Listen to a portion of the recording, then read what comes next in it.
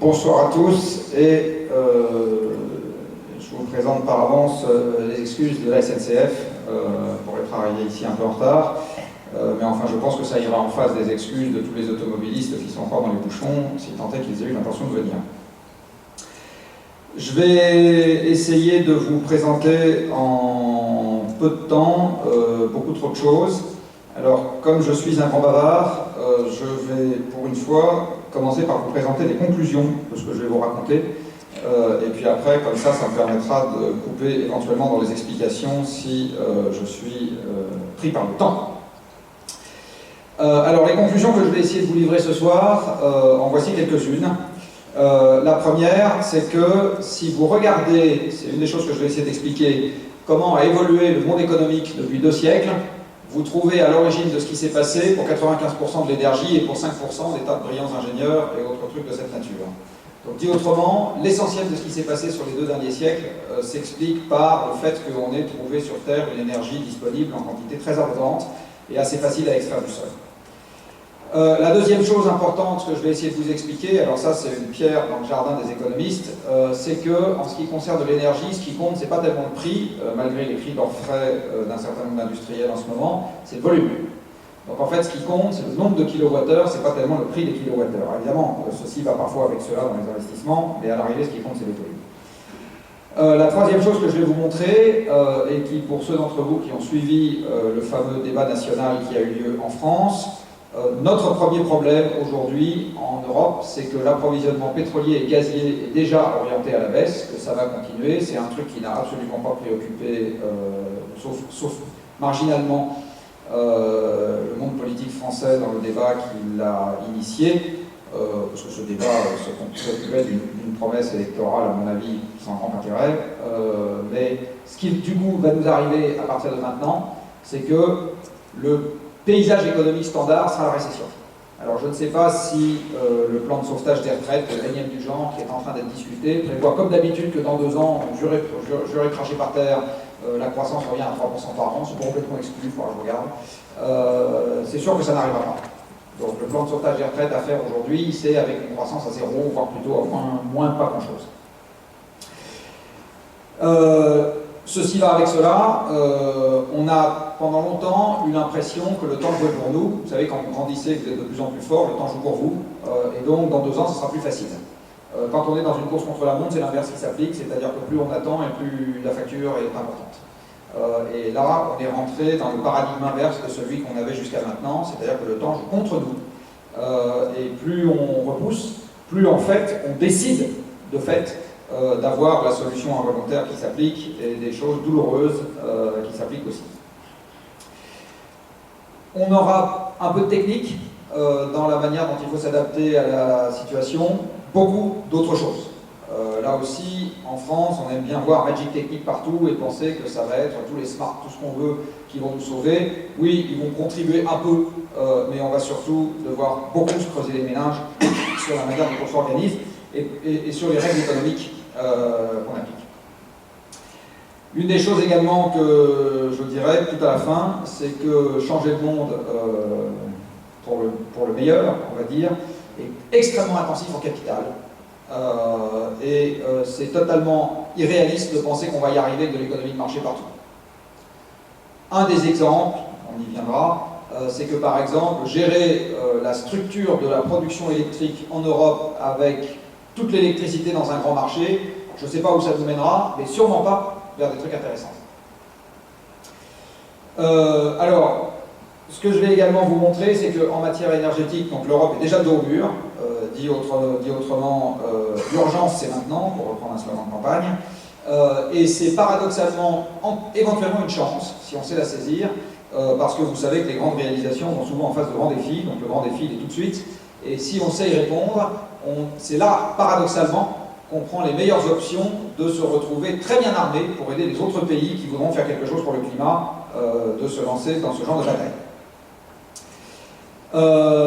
Ça demande cependant quelques petites choses, là aussi je vais y venir. La première, c'est qu'on traite des problèmes qui sont correctement définis et pas des problèmes sur lesquels chacun voit la définition devant sa porte. Un exemple, tiens, tiré de l'actualité récente, on a demandé aux Français s'ils étaient pour ou contre la transition énergétique. Je suis sûr que si je demande à chacun d'entre vous de prendre une feuille A4 et de m'écrire en 4 lignes ce que c'est pour vous que la transition énergétique, et puis je récolte les copies à la sortie, là, je ne sais pas, vous êtes 100 dans la salle, j'ai 100 définitions différentes. Alors, moi je veux bien qu'on sonde les gens sur un truc que personne n'a défini, je ne vois pas tellement l'utilité de la chose. C'est très classique dans ces débats, c'est-à-dire qu'on fait délibérément l'effort de surtout ne pas séparer les notions qui sont objectives et explicitables et les choses qui dépendent de nos envies collectives. La deuxième chose qu'il faudra faire, si on a l'intention de sortir correctement du problème que je vais vous exposer, c'est qu'il va falloir parler à la fois plus et moins d'économie. C'est-à-dire qu'il va falloir arrêter de regarder avec la même dévotion que dans l'ancien temps on regardait les gens qui ouvraient les macros pour lire dans leurs entrailles. Il va falloir arrêter de regarder les macroéconomistes qui se sont mis à raconter n'importe quoi, parce qu'ils n'ont pas les bons outils pour lire l'avenir. Par contre, il va falloir mettre plus de microéconomie dans la manière dont on gère nos problèmes. Dit autrement, si on s'attaque aux problèmes d'environnement avec des vues sentimentales sur ce qu'on vient de faire, c'est à peu près sûr qu'on va faire des choses qui ne correspondront pas aux problèmes à traiter. Et pour le moment, on met l'économie là où elle ne doit pas être, et on n'en met pas assez là où elle doit être. Et enfin, il n'y aura pas de solution au problème que je vais vous exposer sans perte de pouvoir d'achat. De toute façon, la perte de pouvoir d'achat, on va l'avoir. Il faut se faire à cette idée. La bonne question, c'est comment ça se gère.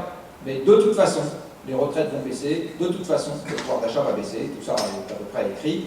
La bonne question, encore une fois, c'est comment est-ce que dans cet espace contraint, on arrive quand même à trouver le ressort qui fait qu'on a envie d'avancer et qu'on a quand même des projets qui nous intéressent. Voilà, donc ça c'est les conclusions. Maintenant, on va passer au début de l'histoire, et tout ça, comme je vous l'ai dit au début, provient d'une affaire d'énergie. Alors on va revenir, en ce qui concerne l'énergie, à une définition, celle qu'elle a en physique, pas celle qu'elle a dans les discours politiques. Et l'énergie en physique, elle a une définition très précise, elle caractérise le changement d'état du monde. Vous savez que l'énergie en physique, c'est la grandeur qui caractérise le changement d'état d'un système. Donc, autrement dit, il y a de l'énergie quelque part quand le monde qui nous entoure change. Un certain nombre d'exemples sont faciles à constater, on va dire. Quand vous avez une température qui change quelque part, vous voyez bien qu'il y a de l'énergie qui entre en jeu, que ce soit pour chauffer ou refroidir un objet ou une pièce. Quand vous avez une vitesse qui change, vous avez de l'énergie qui entre en jeu, là aussi, que ce soit pour accélérer ou ralentir. Quand vous avez une forme qui change, vous avez de l'énergie qui entre en jeu. Quand vous avez une composition chimique qui change, vous avez de l'énergie qui entre en jeu, etc. Tout ce que je vous affiche maintenant, c'est des modifications du monde qui nous entoure, surtout la dernière, où de l'énergie entre en jeu, et cette énergie quantifie le degré de changement qui est intervenu. Donc, compter l'énergie, ou compter le changement du monde physique, c'est pareil. C'est exactement pareil. Première conclusion que je peux vous livrer de cette définition, c'est que l'énergie propre ne peut pas exister. Par définition, elle ne peut pas exister, puisqu'avoir utilisé de l'énergie, c'est avoir changé quelque chose, et être propre, comme vous le savez, c'est avoir laissé les choses en l'état. C'est ce que vous trouvez dans les toilettes, quand vous êtes prié de ne pas faire le cochon. Donc, laisser les choses en l'état, être propre, utiliser de l'énergie, avoir changé quelque chose. Énergie propre, c'est impossible. En général, l'énergie propre s'applique à des énergies qui sont utilisées avec des montants qui sont tellement ridicules que les avantages comme les inconvénients sont ridicules aussi. Alors du coup, c'est propre parce que ça n'a pas d'inconvénients. Mais en général, ça a très peu d'avantages en face, c'est-à-dire que ça porte sur des quantités qui sont faibles. Deuxième conclusion que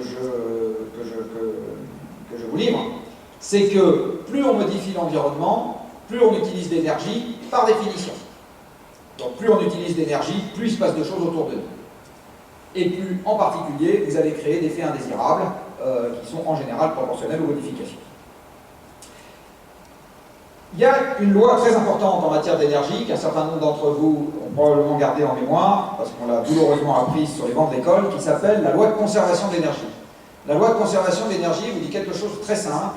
Elle vous dit que quand vous avez affaire à un système qui ne communique pas avec l'extérieur, la quantité d'énergie qui s'y trouve est constante. Vieille loi, probablement encore une fois qu'un certain nombre d'entre vous s'en rappellent. Si je prends la communauté des hommes, qui est un système, si j'empêche la communauté des hommes de communiquer avec le reste de la planète, la communauté des hommes ne peut pas disposer d'une énergie en quantité croissante. La seule manière pour les hommes d'avoir plus d'énergie, c'est d'aller la chercher dans l'environnement. Je vais vous reformuler ça autrement. L'homme, les activités productives des hommes, ne savent rien faire d'autre que d'exploiter à leur profit une énergie qui existe déjà dans l'environnement. Nous ne sommes pas Prométhée, nous ne pouvons pas créer d'énergie interne. Même si on fait ça dans une promesse électorale. Tout ce que nous pouvons faire, c'est extraire de l'environnement une énergie qui s'y trouve déjà. Alors l'énergie qu'on a le droit d'extraire de l'environnement s'appelle une énergie primaire. C'est soit quelque chose qui brûle, par exemple du charbon, du pétrole, soit des noyaux qui se cassent en deux, par exemple des noyaux fissiles, soit un corps qui est déjà en mouvement, de l'air, de l'eau, etc. Tout ça s'appelle de l'énergie primaire. Alors comme vous ne savez pas encore, et moi non plus, mettre les éclairs d'orage dans votre machine à café, cette énergie primaire, on va la transformer pour en faire ce qu'on appelle de l'énergie finale, qui est celle qui est utilisée par les machines innombrables que nous utilisons aujourd'hui, et qui sont des carburants raffinés, d'électricité, etc. Quand vous passez de l'énergie primaire à l'énergie finale, vous avez toujours des pertes grâce aux bonnes vieilles lois de la thermodynamique. Cette énergie finale, en général, vous ne l'achetez pas pour le plaisir. Moi, ça ne m'a jamais fondamentalement excité d'acheter un litre d'essence ou 1 kWh d'électricité. En général, vous faites ça parce que ça vous rend service. Et donc, ce qui va vraiment vous être utile, en fait, c'est l'énergie dite utile. Vous achetez de l'énergie parce que vous êtes intéressé par des degrés du mouvement, de la transformation, une charge qui monte, etc. C'est ça qui vous intéresse. Alors, cette énergie utile, vous l'avez à partir de l'énergie finale. À chaque fois, vous avez des pertes. Alors, les pertes, quand vous allez de l'énergie primaire à l'énergie finale, vont de quelques pourcents, dans une très bonne raffinerie, par exemple, exploitant un très bon brut, à quasiment 75% si vous utilisez une vieille centrale à charbon bien crade. En général, les 3/4 de la chaleur vont aller chauffer les petits oiseaux. Et passer de finale à utile, vous avez aussi des pertes. Par exemple, le moteur de la voiture que vous utilisez, en général, il a un rendement de conversion d'à peu près 20% entre l'énergie thermique contenue dans l'essence que vous achetez et l'énergie cinétique de la voiture qui est mise en mouvement. Il y a un débat qui est toujours très confus dans les esprits quand on parle de gagner sur les pertes en ce qui concerne l'efficacité de l'engin qu'on utilise. Il y a un débat qui est toujours très confus dans les esprits entre efficacité et sobriété. Alors je vais essayer de vous le livrer rapidement. Si vous avez une voiture d'1 tonne qui passe de 5 litres au 100 à 3 litres au 100, pour moi c'est d'efficacité. Si vous avez une voiture qui passe de 5 litres au 100 à 3 litres au 100 en passant d'1 tonne à 600 kg, ça c'est de la sobriété. D'accord ? C'est ma définition. Et je vais même être un peu plus précis que ça. Si vous passez volontairement de 1 tonne à 600 kg, c'est de la sobriété. Si vous passez involontairement de 1 tonne à 600 kg parce que vous n'arrivez pas à boucler vos fins de mois, c'est de la pauvreté ou de la précarité. D'accord ? Donc il y a 3 notions très proches en matière d'énergie qu'on mélange en permanence. L'efficacité, je ne change pas mon mode de vie, ça consomme moins. La sobriété, je change mon mode de vie, mais je le fais de manière organisée et délibérée, ça consomme moins. Je change mon mode de vie sous la contrainte, ça s'appelle la pauvreté ou la précarité. Sous la contrainte économique, en fait. Je craque, ça me tombe dessus, je change. Encore une fois, les 3 notions, c'est important de les distinguer. Alors maintenant, on va passer à l'ordre de grandeur qui justifie ce que je vous ai raconté tout à l'heure sur le fait que l'énergie a tout fait, ou presque, dans le monde qui nous entoure. Alors voici un touriste, je suis désolé, il n'est pas basque, celui-là, il est breton, de l'ancien temps. Et notre touriste breton de l'ancien temps s'en va avec son sac à dos particulier monter sur le Mont Blanc. Alors je ne crois pas qu'il atterrit sur le Mont Blanc, mais peu importe, on va le faire monter sur le Mont Blanc. Donc voici Obélix parti pour monter sur le Mont Blanc. Alors je l'ai un peu fait maigrir, je pense qu'il est un peu plus lourd que ça. J'ai également fait maigrir son menhir, je pense qu'il était plus lourd que ça. Mais comme ça, j'ai un truc qui fait 100 kg, c'est facile pour les calculs. Et j'ai un peu rapetissé le Mont Blanc, exactement, je lui fais faire la moitié du Mont Blanc. Alors je reprends, je vous fais monter, je vous fais faire la moitié de la dénivelée qui va de Chamonix en haut du Mont Blanc, avec un gros sac sur le dos, avec vos jambes. Et bien en faisant ça, en luttant contre la gravitation, l'énergie mécanique que vos jambes vont restituer, c'est 1,5 kWh. Donc je prends une paire de jambes, que je fais travailler très dur pendant une journée. Vous allez quand même transpirer à grands coups en faisant ce genre de choses. Je suis désolé, j'aurais pu prendre un exemple avec le pic du Midi. Désolé, je ferai ça la prochaine fois. Vous faites donc un énorme effort, 0,5 kWh. Admettons que vous soyez un sportif bien entraîné et que vous sachiez faire ça un jour sur 2 ou un jour sur 3. Eh bien, à la fin de l'année, vous aurez restitué une énergie mécanique de l'ordre de 100 kWh. D'accord ? 100 kWh d'énergie mécanique, c'est ce qu'un être humain bien entraîné est capable de fournir maximum avec ses jambes sur une année. Si maintenant je prends une paire de bras, donc je remplace les excavateurs des entreprises qui font les travaux pour Bouygues Immobilier par des pelles et des pioches, juste des pelles et des pioches, eh bien, une personne qui manie la pelle et la pioche sur une journée pour décaisser 6 mètres cubes de terre, et remonter d'un mètre, c'est pas mal, ça fait 15 tonnes, eh bien, lui, il va me fournir 0,05 kWh, et s'il me fait ça un jour sur 2 ou un jour sur 3, il va faire 10 kWh par an. 10 kWh, ridicule. Ridicule, c'est l'énergie que vous avez dans un litre d'essence. Quand vous faites brûler un litre d'essence, eh bien, l'énergie de combustion de votre litre d'essence, c'est à peu près 10 kWh. Et une fois que vous allez faire passer ça dans un moteur, vous allez en ressortir 2 à 4 kWh d'énergie mécanique. Dit autrement, dans un petit litre d'essence, vous avez la même quantité de transformation du monde que dans 10 jours de travail de force de quelqu'un qui utilise ses jambes et dans 100 jours de travail de force de quelqu'un qui utilise ses bras, dans un litre d'essence.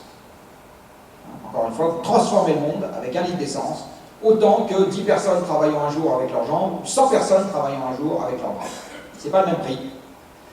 Si vous utilisez l'essence, vous déplacez, vous modifiez l'environnement à quelques dizaines de centimes le kilowattheure. Par contre, si vous prenez un ouvrier payé au SMIC, je vous rappelle qu'en France, normalement, vous n'avez pas le droit de faire moins, eh bien, vous allez payer le kilowattheure d'énergie mécanique 200 € s'il s'agit de ses jambes, 2000 € s'il s'agit de ses bras. Je le redis autrement, en France, quand vous modifiez l'environnement, quand vous modifiez physiquement l'environnement avec des paires de bras et de jambes, ça vous coûte 500 à 5000 fois plus cher que si vous mettez de l'essence dans un bulle de terre. Voilà. 500 à 5000 fois plus cher.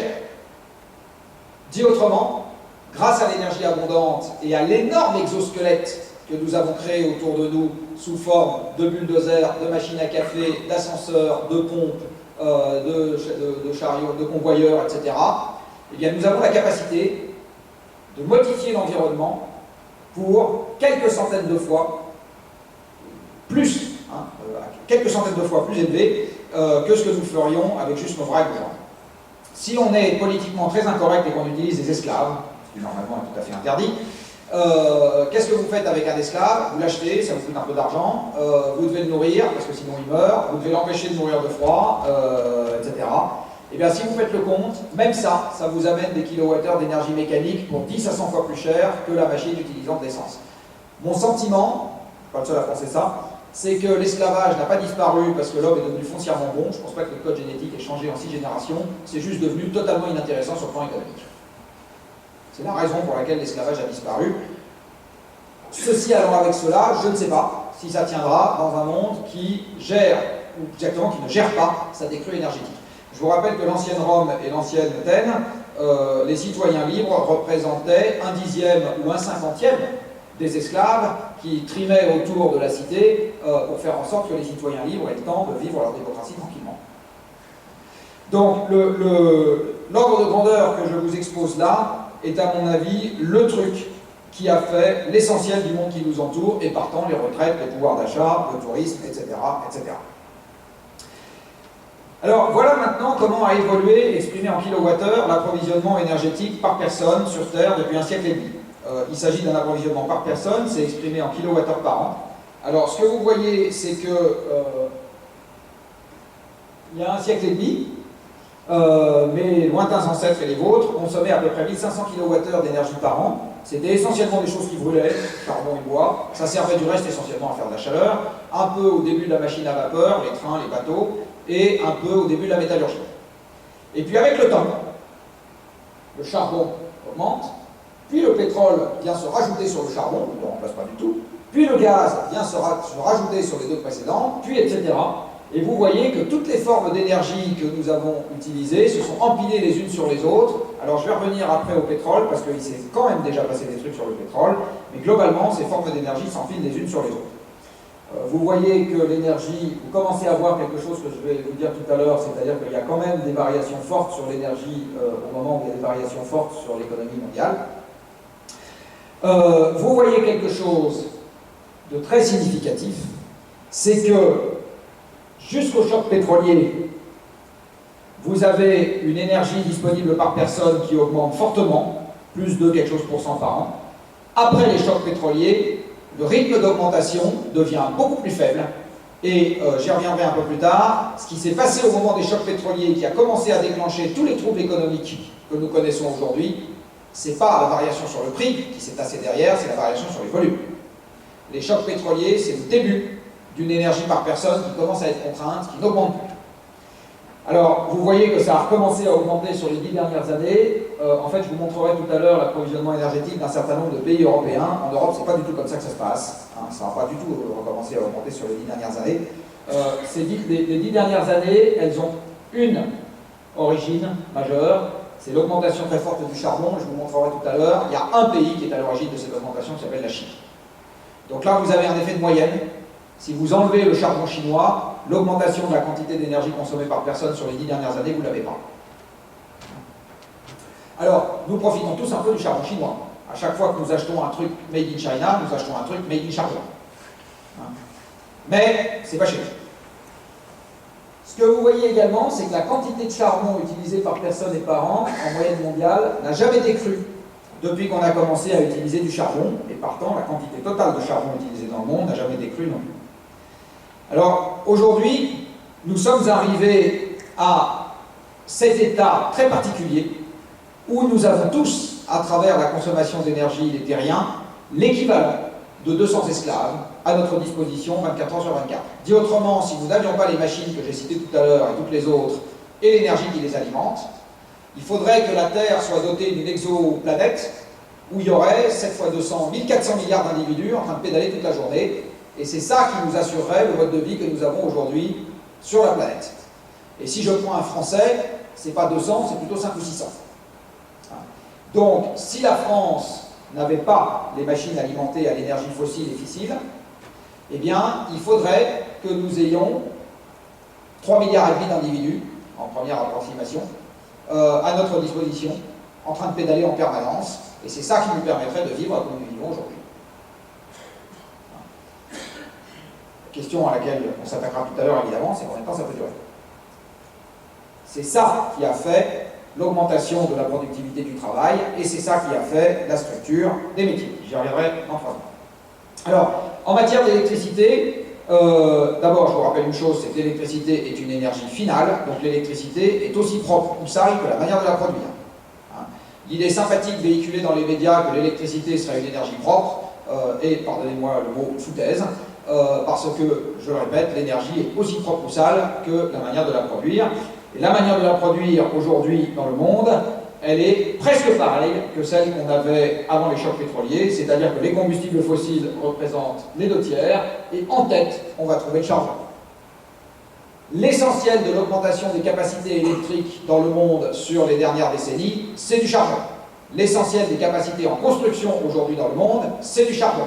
Ce que va faire l'Allemagne, il viendra peut-être dans le débat tout à l'heure, pour se passer du nucléaire, c'est entre autres construire des capacités au charbon.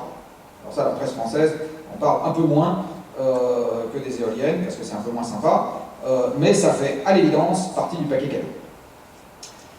Donc, l'électricité, et juste pour finir là-dessus, la voiture électrique standard dans le monde, si elle fait 1 tonne, et qu'elle est alimentée avec de l'électricité produite avec ce mix-là, elle ne fait pas moins de CO2 que la voiture à pétrole.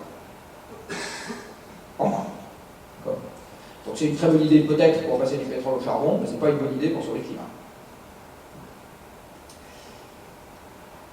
Cette énergie abondante, et ça si c'est quelque chose d'absolument central pour les programmes politiques futurs, a, sur la durée, totalement déformé la structure des métiers. Alors maintenant je vais vous montrer la France, mais si je prends l'Espagne, il s'est passé exactement la même chose, pas exactement sur les mêmes échelles de temps, et si je regarde ce qui est en train de se passer aujourd'hui dans un certain nombre de pays d'Europe qui connaissent ou ont connu un approvisionnement énergétique fortement croissant ces derniers temps, il leur est arrivé exactement la même chose. Donc voilà la structure des métiers en France sur les 2 derniers siècles. Donc je prends un Français il y a 2 siècles, ça, 2 sur 3 est agriculteur ou paysan, fermier, ça comme vous voulez, et la productivité agricole de l'époque est telle que cet homme-là ou cette femme-là est capable de se nourrir lui, plus 0,5 actif qui fait autre chose.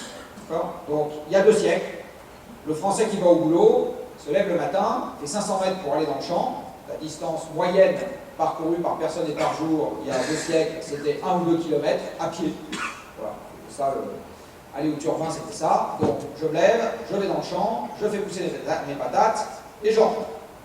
Et en faisant ça, je me nourris moi et je nourris 0,5 personnes qui fait autre chose. Et puis, avec le temps, on se met à avoir une industrie qui se développe grâce à l'énergie. Cette industrie-là, l'une des premières choses qu'elle va faire, c'est des engins agricoles performants, donc des charrues performantes, etc. À la fin du 19e siècle, vous voyez apparaître les premières moissonneuses-batteuses tirées par des dizaines de chevaux. Donc, l'industrie se met au service de l'agriculture. La productivité agricole augmente déjà de manière significative. Et comme les surfaces à cultiver, elles ne sont pas multipliables en fonction de l'énergie qu'on a, eh bien, il y a plein de gens qui se mettent à pouvoir faire autre chose que de faire pousser des patates. Nous sommes à une époque où il y a plein d'énergie et plein de ressources à exploiter partout. Des poissons, des arbres, des minerais, etc. Donc on va faire des tas d'objets, des gros objets, par exemple des ponts, des maisons, des immeubles, des plus petits objets, des lunettes et des cuillères.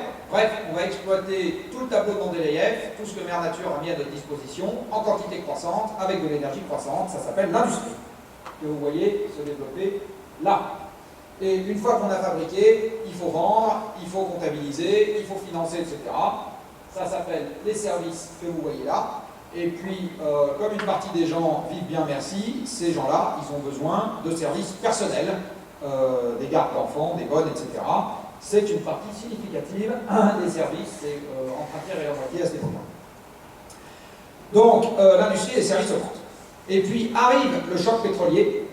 Et le choc pétrolier marque la fin de la hausse de la quantité d'énergie disponible par personne. La fin.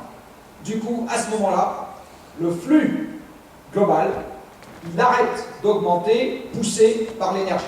Par contre, il continue à augmenter, poussé par les gains de productivité liés à aux astuces, on va dire, à la technique. Hein. Donc on se retrouve avec juste les gains liés à la technique, mais plus les gains liés à l'énergie. Et à ce moment, le flux global ne va plus assez vite pour les gens, pour les gains de productivité unitaires qu'on continue à faire grâce à la technique, et le secteur commence en proportion à se dégonfler. Mais c'est aussi à cette époque qu'on voit apparaître une nouvelle catégorie de travailleurs qui n'existait pas avant, qui s'appelle les chômeurs. Au moment des premiers chocs pétroliers, vous voyez apparaître le chômage dit structurel, c'est-à-dire que vous avez une telle productivité chez les gens qui travaillent à cause de l'énergie que vous avez en permanence une fraction de gens qui n'a rien à faire. En permanence, une fraction de gens qui n'a rien à faire. Alors, il y a des sociétés dans lesquelles on a planqué ces gens-là dans des endroits où ils attendent à côté de l'ascenseur, par exemple comme au Japon, mais vous voyez arriver partout, encore une fois partout, des gens qui sont improductifs au sens où on l'entendait avant, c'est-à-dire qu'ils n'ont pas besoin de travailler de la matière, ils n'ont pas besoin de gérer des objets travaillés, ils sont là à attendre que les choses se passent sous une forme ou sous une autre.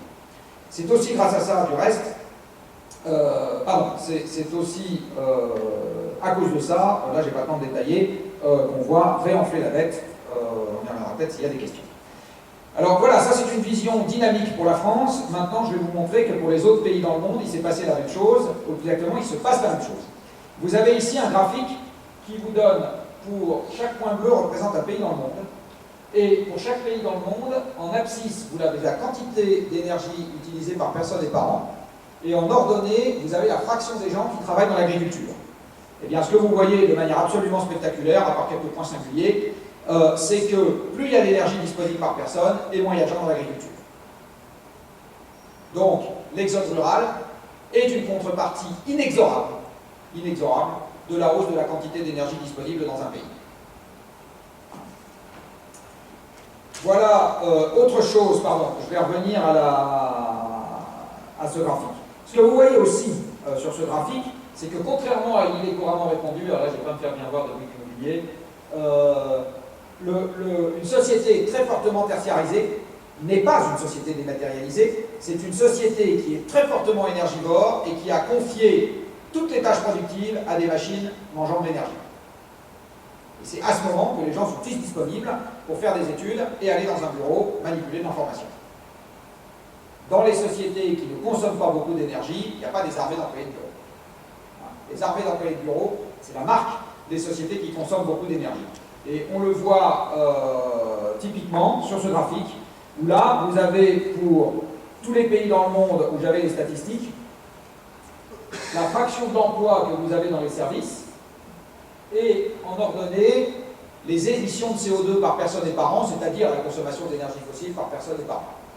Eh bien, on peut longuement s'interroger sur la qualité de la corrélation à la hausse. Par contre, un truc qui est absolument certain, c'est qu'il n'y a pas de corrélation à la baisse. Vous ne voyez pas sur ce graphique que plus il y a d'emplois dans les services et plus les émissions par personne sont basses. C'est la seule chose que vous ne voyez pas sur ce graphique. Donc l'idée sympathique qui est qu'il suffit que les gens soient dans un bureau avec le pli du pantalon impeccable quand ils en sortent pour dématérialiser l'économie, c'est malheureusement totalement faux. Ça correspond au contraire à une économie fortement matérialisée. Alors maintenant je vous le dis d'une autre manière, mon sentiment c'est qu'une économie qui utilisera moins d'énergie est une économie dans laquelle on transpirera plus.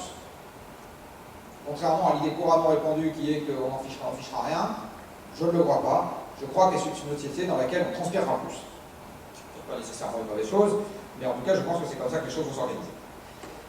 Alors, je vous le disais tout à l'heure, l'énergie, c'est la transformation. L'énergie nous permet donc de transformer toutes les matières qui sont disponibles sur Terre. Donc ici, vous avez la consommation d'énergie de l'industrie, c'est pas tellement pour que vous appreniez ça par cœur, c'est juste pour vous dire que grâce à l'énergie, on transforme tout, absolument tout, les métaux, les matériaux de carrière, etc., ce qui pousse, bref, on transforme absolument tout, ce qui nous permet d'avoir la kyrielle d'objets que vous avez autour de vous. J'y reviendrai tout à l'heure. Dans cette salle, il n'y a rien d'autre que des ressources naturelles transformées par l'énergie. Il n'y a rien d'autre que ça. D'accord ? Vos vêtements, les fauteuils, cet ordinateur, ce pupitre, les lampes, tout ça, c'est des ressources naturelles transformées par l'énergie. Il n'y a rien d'autre dans cette salle. Cet immeuble aussi, le reste. Alors, une fois que je vous ai dit ça, eh bien, on va comprendre pourquoi les modèles macroéconomiques sont devenus à peu de choses près assimilables aux entrailles de macro. Vous avez ici la représentation classique du système économique que, en général, on a l'habitude de manipuler quand M. Hollande est invité de Capital. Je n'ai pas regardé, mais je suis prêt à parier qu'il a sorti des trucs qui vont être très cohérents à ce que je vais raconter. Donc, vous avez un PIB, production, qui découle de deux facteurs de production, le capital, donc les investissements et les crédits, et le travail, donc le nombre de gens, de paires de bras qui sont disponibles sur le marché. Si le PIB flaganouille un peu, c'est qu'il n'y a pas assez d'investissement, donc vous dites aux banquiers, c'est pas bien ce que vous faites, prêtez donc à l'économie réelle, et vous dites aux salariés, c'est pas bien de vouloir gagner trop, gagnez donc un peu moins, et le PIB va repartir. On a essayé cette recette à petite dose ou à forte dose, ça dépend des pays, et ça ne va pas nécessairement en lien avec une hausse du PIB. Exemple, la Grande-Bretagne. La Grande-Bretagne, vous avez énormément d'argent qui circule, vous avez des travailleurs pauvres, c'est une manière qu'ils ont eu de régler leur problème de chômage, c'est de baisser les rémunérations, et la Grande-Bretagne vient de se prendre, comme nous, des baffes absolument monstrueuses sur son PIB. Donc c'est que ça ne suffit pas. C'est pas comme ça que les choses marchent, il ne suffit pas d'avoir des gens qui travaillent pour pas cher et d'avoir du crédit. Et la raison pour laquelle ça ne suffit pas, c'est tout simplement que cette représentation est totalement incomplète, il manque juste un petit détail, qui sont les ressources. Dit autrement, si vous regardez physiquement comment s'organise notre système productif, c'est ce que je vous disais tout à l'heure, notre système productif, c'est rien d'autre que des ressources naturelles gratuites, transformées par notre activité payante. C'est ça, la production des hommes. Le tableau de Mendeleïev, il est gratuit. Les hydrocarbures sont gratuits, personne dans cette salle n'a payé quoi que ce soit pour que se forme le pétrole, le gaz et le charbon. L'air que vous respirez est gratuit, le soleil, la nature nous l'a fourni gratuitement, le sol et le système climatique, et l'océan, et le code génétique des poissons, tout ça nous a été donné gratos. On n'a pas eu à payer un centime pour que ce truc-là existe. Par contre, nous, on se lève le matin et on va pêcher les poissons avec un bateau fait en fer qu'on a trouvé gratuitement. Voilà, ça on sait faire. Mais si je vous mets au milieu du vide intersidéral avec un compte en banque bien garni, votre PIB sera rigoureusement nul. Donc, la manière dont le système productif s'organise, la voici. Notre système productif, c'est des ressources transformées par notre activité. Le capital, c'est une boucle interne au système. C'est des ressources et du travail passé. Un immeuble, c'est des ressources et du travail passé. Un ordinateur, c'est des ressources et du travail passé. Un stock de brevets, c'est des ressources et du travail passé. Donc le capital, c'est rien d'autre que des ressources et du travail passé. Donc, voilà comment s'organise le système. Et dans le travail, c'est-à-dire la capacité à transformer les ressources, comme je vous l'ai dit tout à l'heure, nos muscles comptent pour 1, l'énergie que mangent les machines, 200. Une fois que vous avez ça, vous comprenez comment le système s'organise de manière très logique. Quand vous avez plein de capital et plein de travail, mais que vous avez un goulet d'étranglement sur l'énergie disponible, vous aurez un goulet d'étranglement sur le PIB en sortie, même si vous avez plein de travail, même si vous avez plein de capital. Et si vous avez un goulet d'étranglement sur les ressources, vous aurez aussi un goulet d'étranglement sur le PIB en sortie. Alors le deuxième point, je ne vais pas le traiter aujourd'hui de manière détaillée. Par contre, le premier, on va y venir de manière non seulement détaillée, mais quantifiée. Alors, ceci va avec cela. On va passer de la théorie au banc d'essai. Si effectivement on a un rapport de 1 à 200 entre le PIB, pardon, entre notre travail et l'énergie que mangent les machines, on doit s'attendre à ce que le PIB varie au premier ordre comme l'énergie que mangent les machines. Et c'est bien le cas. Vous avez sur ce graphique, en vert, la variation de la quantité d'énergie consommée dans le monde, et en bleu, la variation du PIB mondial. Et vous voyez qu'on trouve bien ce qu'on s'attend à trouver, c'est-à-dire que le PIB varie très exactement, comme l'énergie consommée par les hommes. Une autre représentation de la même chose, la voici. Vous avez ici un graphique sur lequel, alors je suis désolé, je n'ai pas encore le PIB 2012, j'ai l'énergie 2012, je n'ai pas encore le PIB 2012, donc pour le monde, donc, il manque le dernier point. Vous avez une série de points qui va de 1965, ici, à 2011, là, et pour chaque point, j'ai mis en abscisse le PIB mondial de l'année, en dollars constants, la consommation d'énergie de l'année, et en ordonnée, le PIB de l'année en dollars constants. Eh bien, ce que vous voyez, c'est que ces points s'organisent de manière extrêmement remarquable le long d'une droite. Donc, le modèle macroéconomique de l'INSEE, le voici. Vous avez besoin d'avoir la quantité d'énergie, et sur le long terme, vous n'êtes pas très loin d'avoir le PIB. Vous voyez même un point de rebroussement en 2009. Là, vous voyez, ça craque, ça rebique un peu avant de repartir. Alors, c'est normal, encore une fois. L'énergie, c'est la transformation physique. L'économie, c'est la transformation économique. Dit autrement, la valeur ajoutée, dont la somme fait le PIB, ça correspond à une transformation. La valeur ajoutée, c'est que vous transformez entre ce qui rentre et ce qui sort d'une entreprise. Entre les deux, vous avez fait quelque chose. Alors, le quelque chose peut être une modification de forme, de lieu, de couleur, de n'importe quoi. Vous avez modifié. Et en sortie, c'est modifié. Vous avez donc de la valeur ajoutée et de l'énergie qui est intervenue. Ce que vous dit ce graphique, c'est qu'au fond, l'efficacité énergétique sur les 50 dernières années a assez peu varié. Et donc, c'est l'énergie, c'est-à-dire la transformation physique, qui pilote la valeur ajoutée, c'est-à-dire le PIB. On va maintenant théoriser un tout petit peu ce truc-là, avec une règle de 3. Normalement, c'est moins compliqué qu'un modèle macroéconomique. Alors, ma règle de 3, qu'est-ce qu'elle dit? Elle commence par dire que le PIB mondial est égal à lui-même, ce sur quoi j'espère qu'on sera d'accord. Je divise et je multiplie à droite par l'énergie. Alors, encore une fois, ce facteur, je ne l'ai pas choisi au hasard. J'aurais pu multiplier et diviser à droite par le nombre d'étoiles de mer dans l'océan Atlantique. On dit, qu'est-ce que vous faites du PIB sur les étoiles de mer? On va voir ce qu'on en fait. Là, le PIB sur l'énergie, encore une fois, c'est combien d'euros de valeur ajoutée j'ai pour combien de modifications du monde j'ai fait. En bas, j'ai modifié le monde à hauteur d'un certain nombre de kilowattheures. En haut, j'ai la valeur ajoutée qui en résulte. Donc il y a toujours, il n'y a jamais l'un sans l'autre. Il n'y a jamais le terme du haut sans le terme du bas. Et je vais rajouter la population parce que le PIB par personne, comme vous le savez, c'est la fiche de paye chère aux déclarations de campagne. Et donc c'est quelque chose qui a de l'importance dans les débats publics. Donc ce que je viens d'écrire, c'est que le PIB par personne, les revenus par personne, sont strictement égaux à l'énergie par personne fois l'efficacité énergétique de l'économie. Strictement égal. Et cette affaire, je vais regarder comment elle varie dans le temps. Alors au premier ordre, vous pouvez vérifier sur Excel que j'ai raison, la variation dans le temps du PIB par personne, au premier ordre, c'est la variation dans le temps de l'énergie par personne, plus la variation dans le temps de l'efficacité énergétique de l'économie. Alors, si vous regardez l'énergie par personne, c'est ce que je vous ai montré tout à l'heure, jusqu'en 74, enfin jusqu'en 80 exactement, ça augmentait de plus de 2% par an, après 0,4 en moyenne mondiale. L'efficacité énergétique de l'économie, en gros, augmente d'un petit point, pas très vite, hein, c'est ce que je vous ai montré tout à l'heure, elle augmente d'un petit point par an sur les 40 dernières années, mais si vous regardez bien ce graphique, en fait, vous constatez qu'il y a au moins 2 périodes où ça n'augmente pas du tout, entre 60 et 70, et sur la dernière décennie. Hein. Donc dire l'efficacité énergétique de l'économie, c'est un truc qui nous est donné, c'est acquis, ça va toujours dans ce sens-là, vas-y, je t'explique. Et ce que vous dit donc la théorie, c'est que le PIB par personne, lui, il doit donc monter de plus de 3% par an avant 80, hein, 0,8 plus 2,5, et il doit monter d'un peu plus de 1% par an après 1980. Alors, on va regarder ce que disent les chiffres.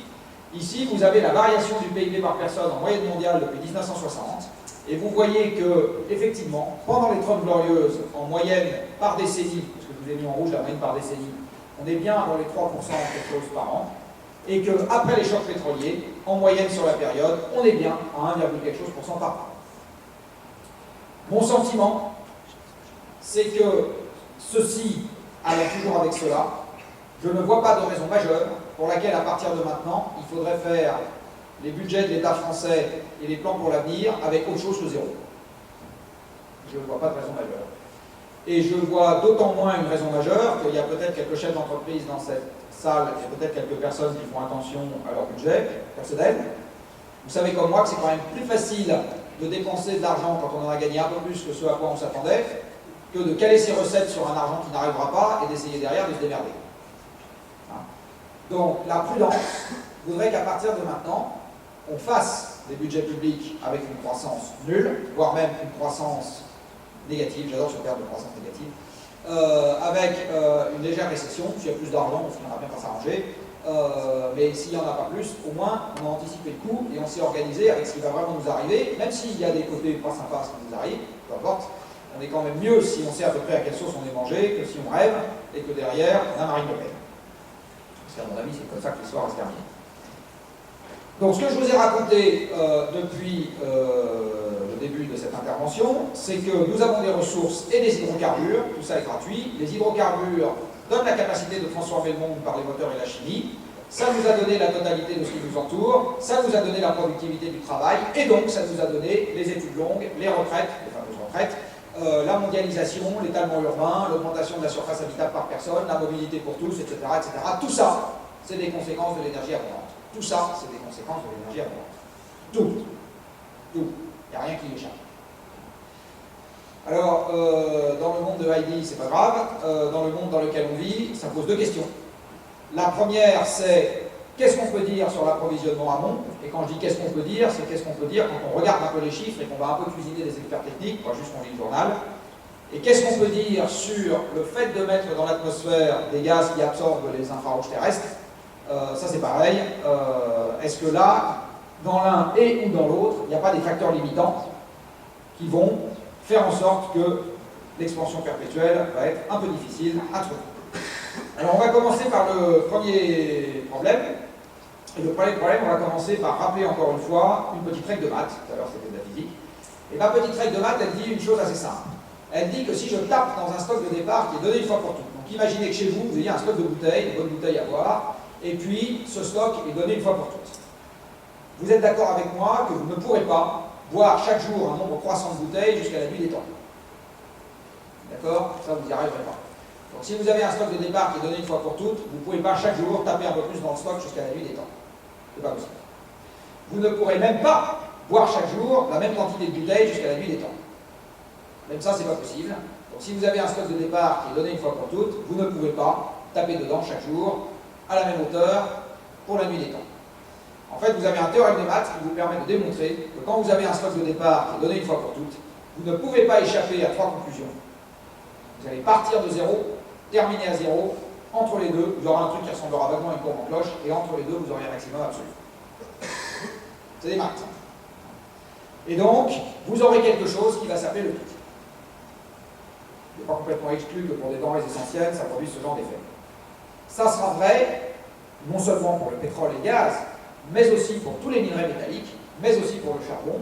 Dès que vous avez quelque chose, encore une fois, qui est disponible en quantité donnée une fois pour toutes, ou les matériaux de carrière, peu importe, vous aurez un pic à l'extraction agraire. Les seules questions, c'est à quel niveau, quand ou plus tard, et est-ce que c'est grave docteur, ou qu'on contrefiche, parce que ça concerne un truc qui n'a strictement aucune espèce d'intérêt, qui n'aura jamais aucune espèce d'intérêt. Donc si ça concerne le pétrole, c'est plus emmerdant que si ça concerne les silex. Enfin voilà, donc il y a des... En fonction du sujet concerné, c'est grave ou c'est moins grave, il faut s'en occuper, il ne faut pas s'en occuper, et évidemment, si c'est pendant 3 millions d'années, c'est moins emmerdant que si c'est pour demain. Mais c'est un objet mathématique certain. Ça, c'est absolument essentiel à avoir en tête. Alors, prévoir les pics futurs, c'est facile quand ils sont passés. Voilà un exemple de pic. Il s'agit en l'occurrence de découvertes. Il y a une quantité donnée une fois pour toutes de pétrole à découvrir sur Terre. Le pétrole de 300 millions d'années à se former. Et donc, vous avez nécessairement un pic aux découvertes annuelles. Alors, ce pic, il est passé peu ou prou à l'époque de ma naissance.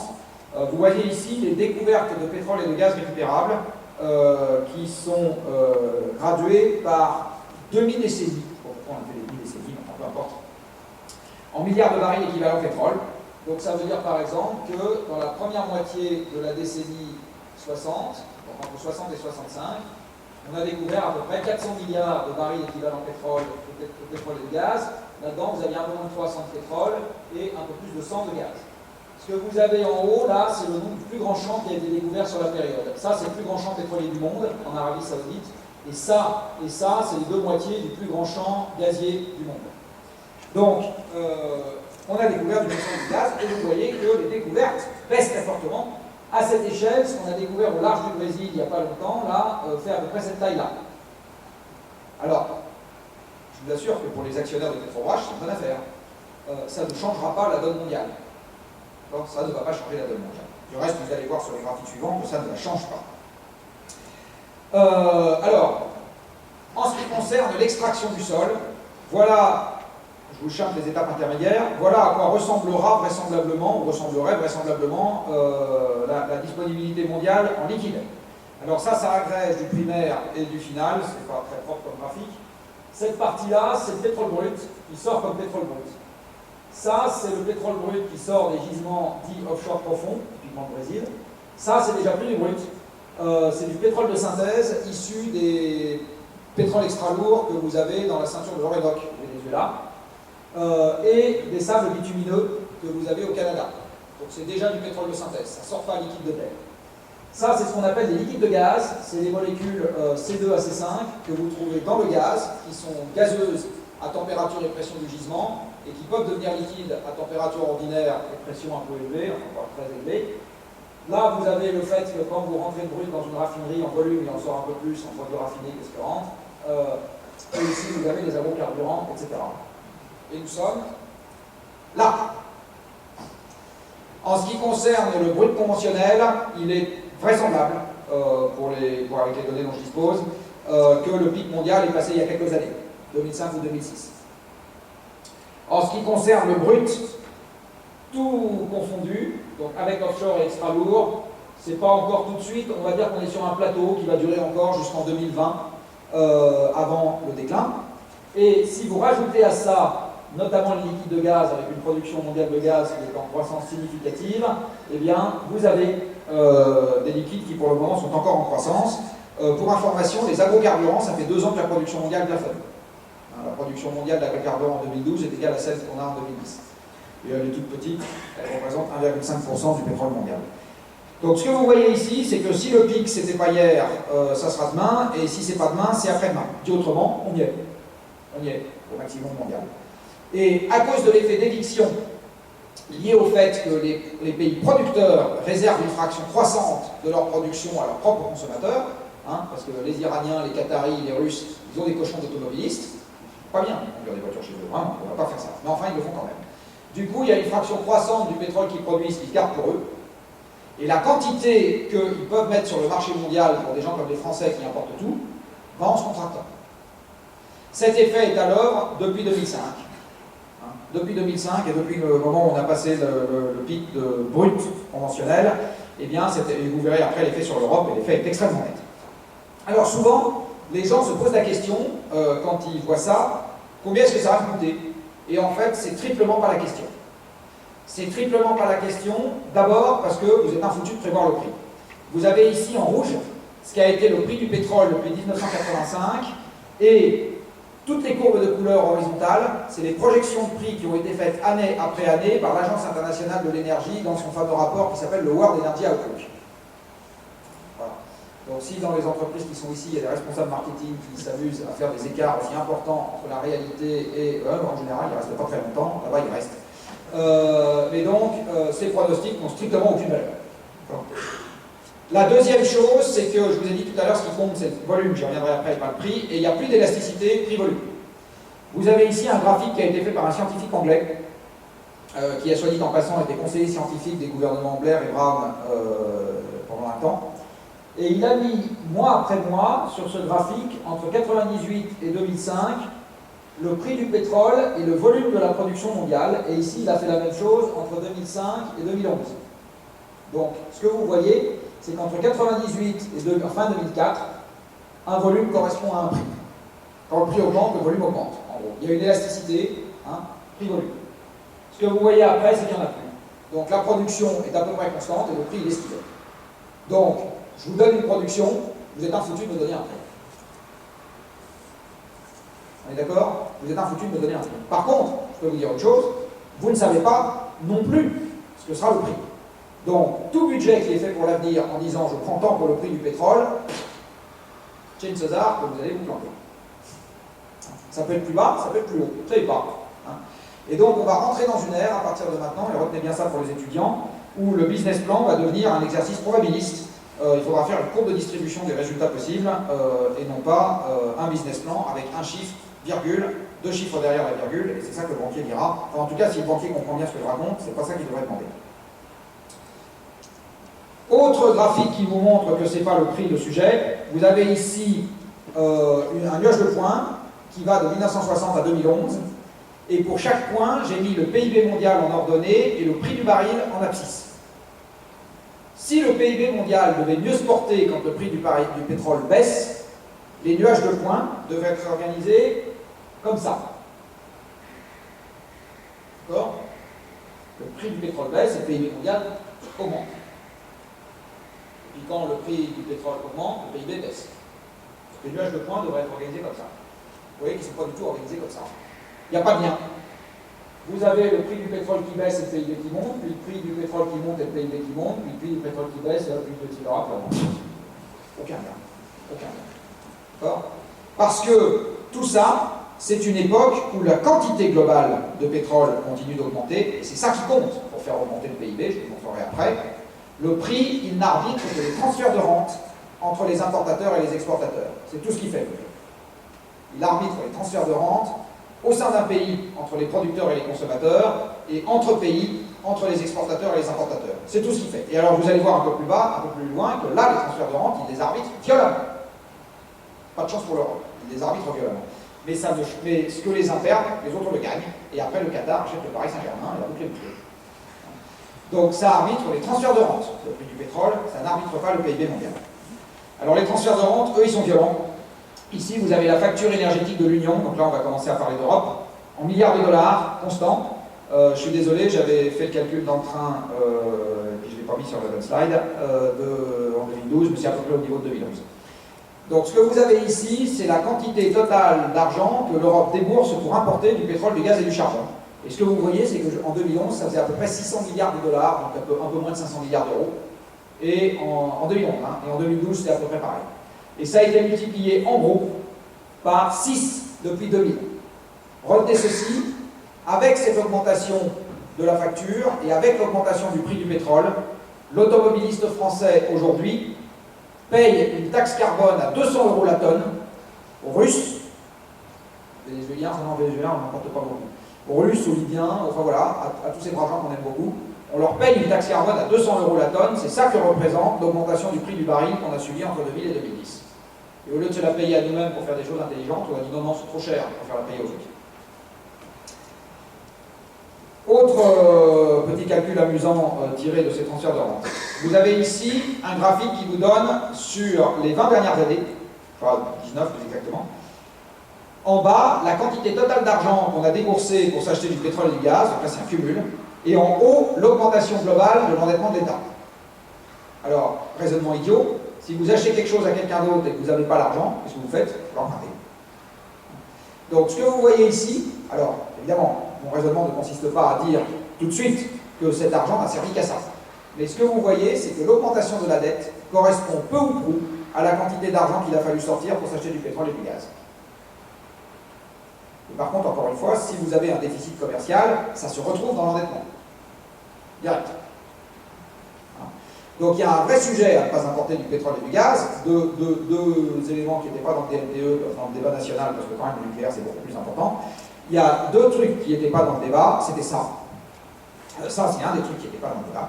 Alors vous allez dire la France est un pays latin, on gère le compte n'importe comment, alors allons voir les Allemands qui eux sont sérieux, et voilà le résultat chez les Allemands, on peut constater une grosse différence. Et maintenant, allons voir chez les gens qui sont en ce moment vilipendés dans le discours européen en expliquant qu'ils ont fait n'importe quoi. Donc nos amis espagnols, évidemment, enfin tous les gens qui se font de soleil, là, les Grecs, sauf les Irlandais.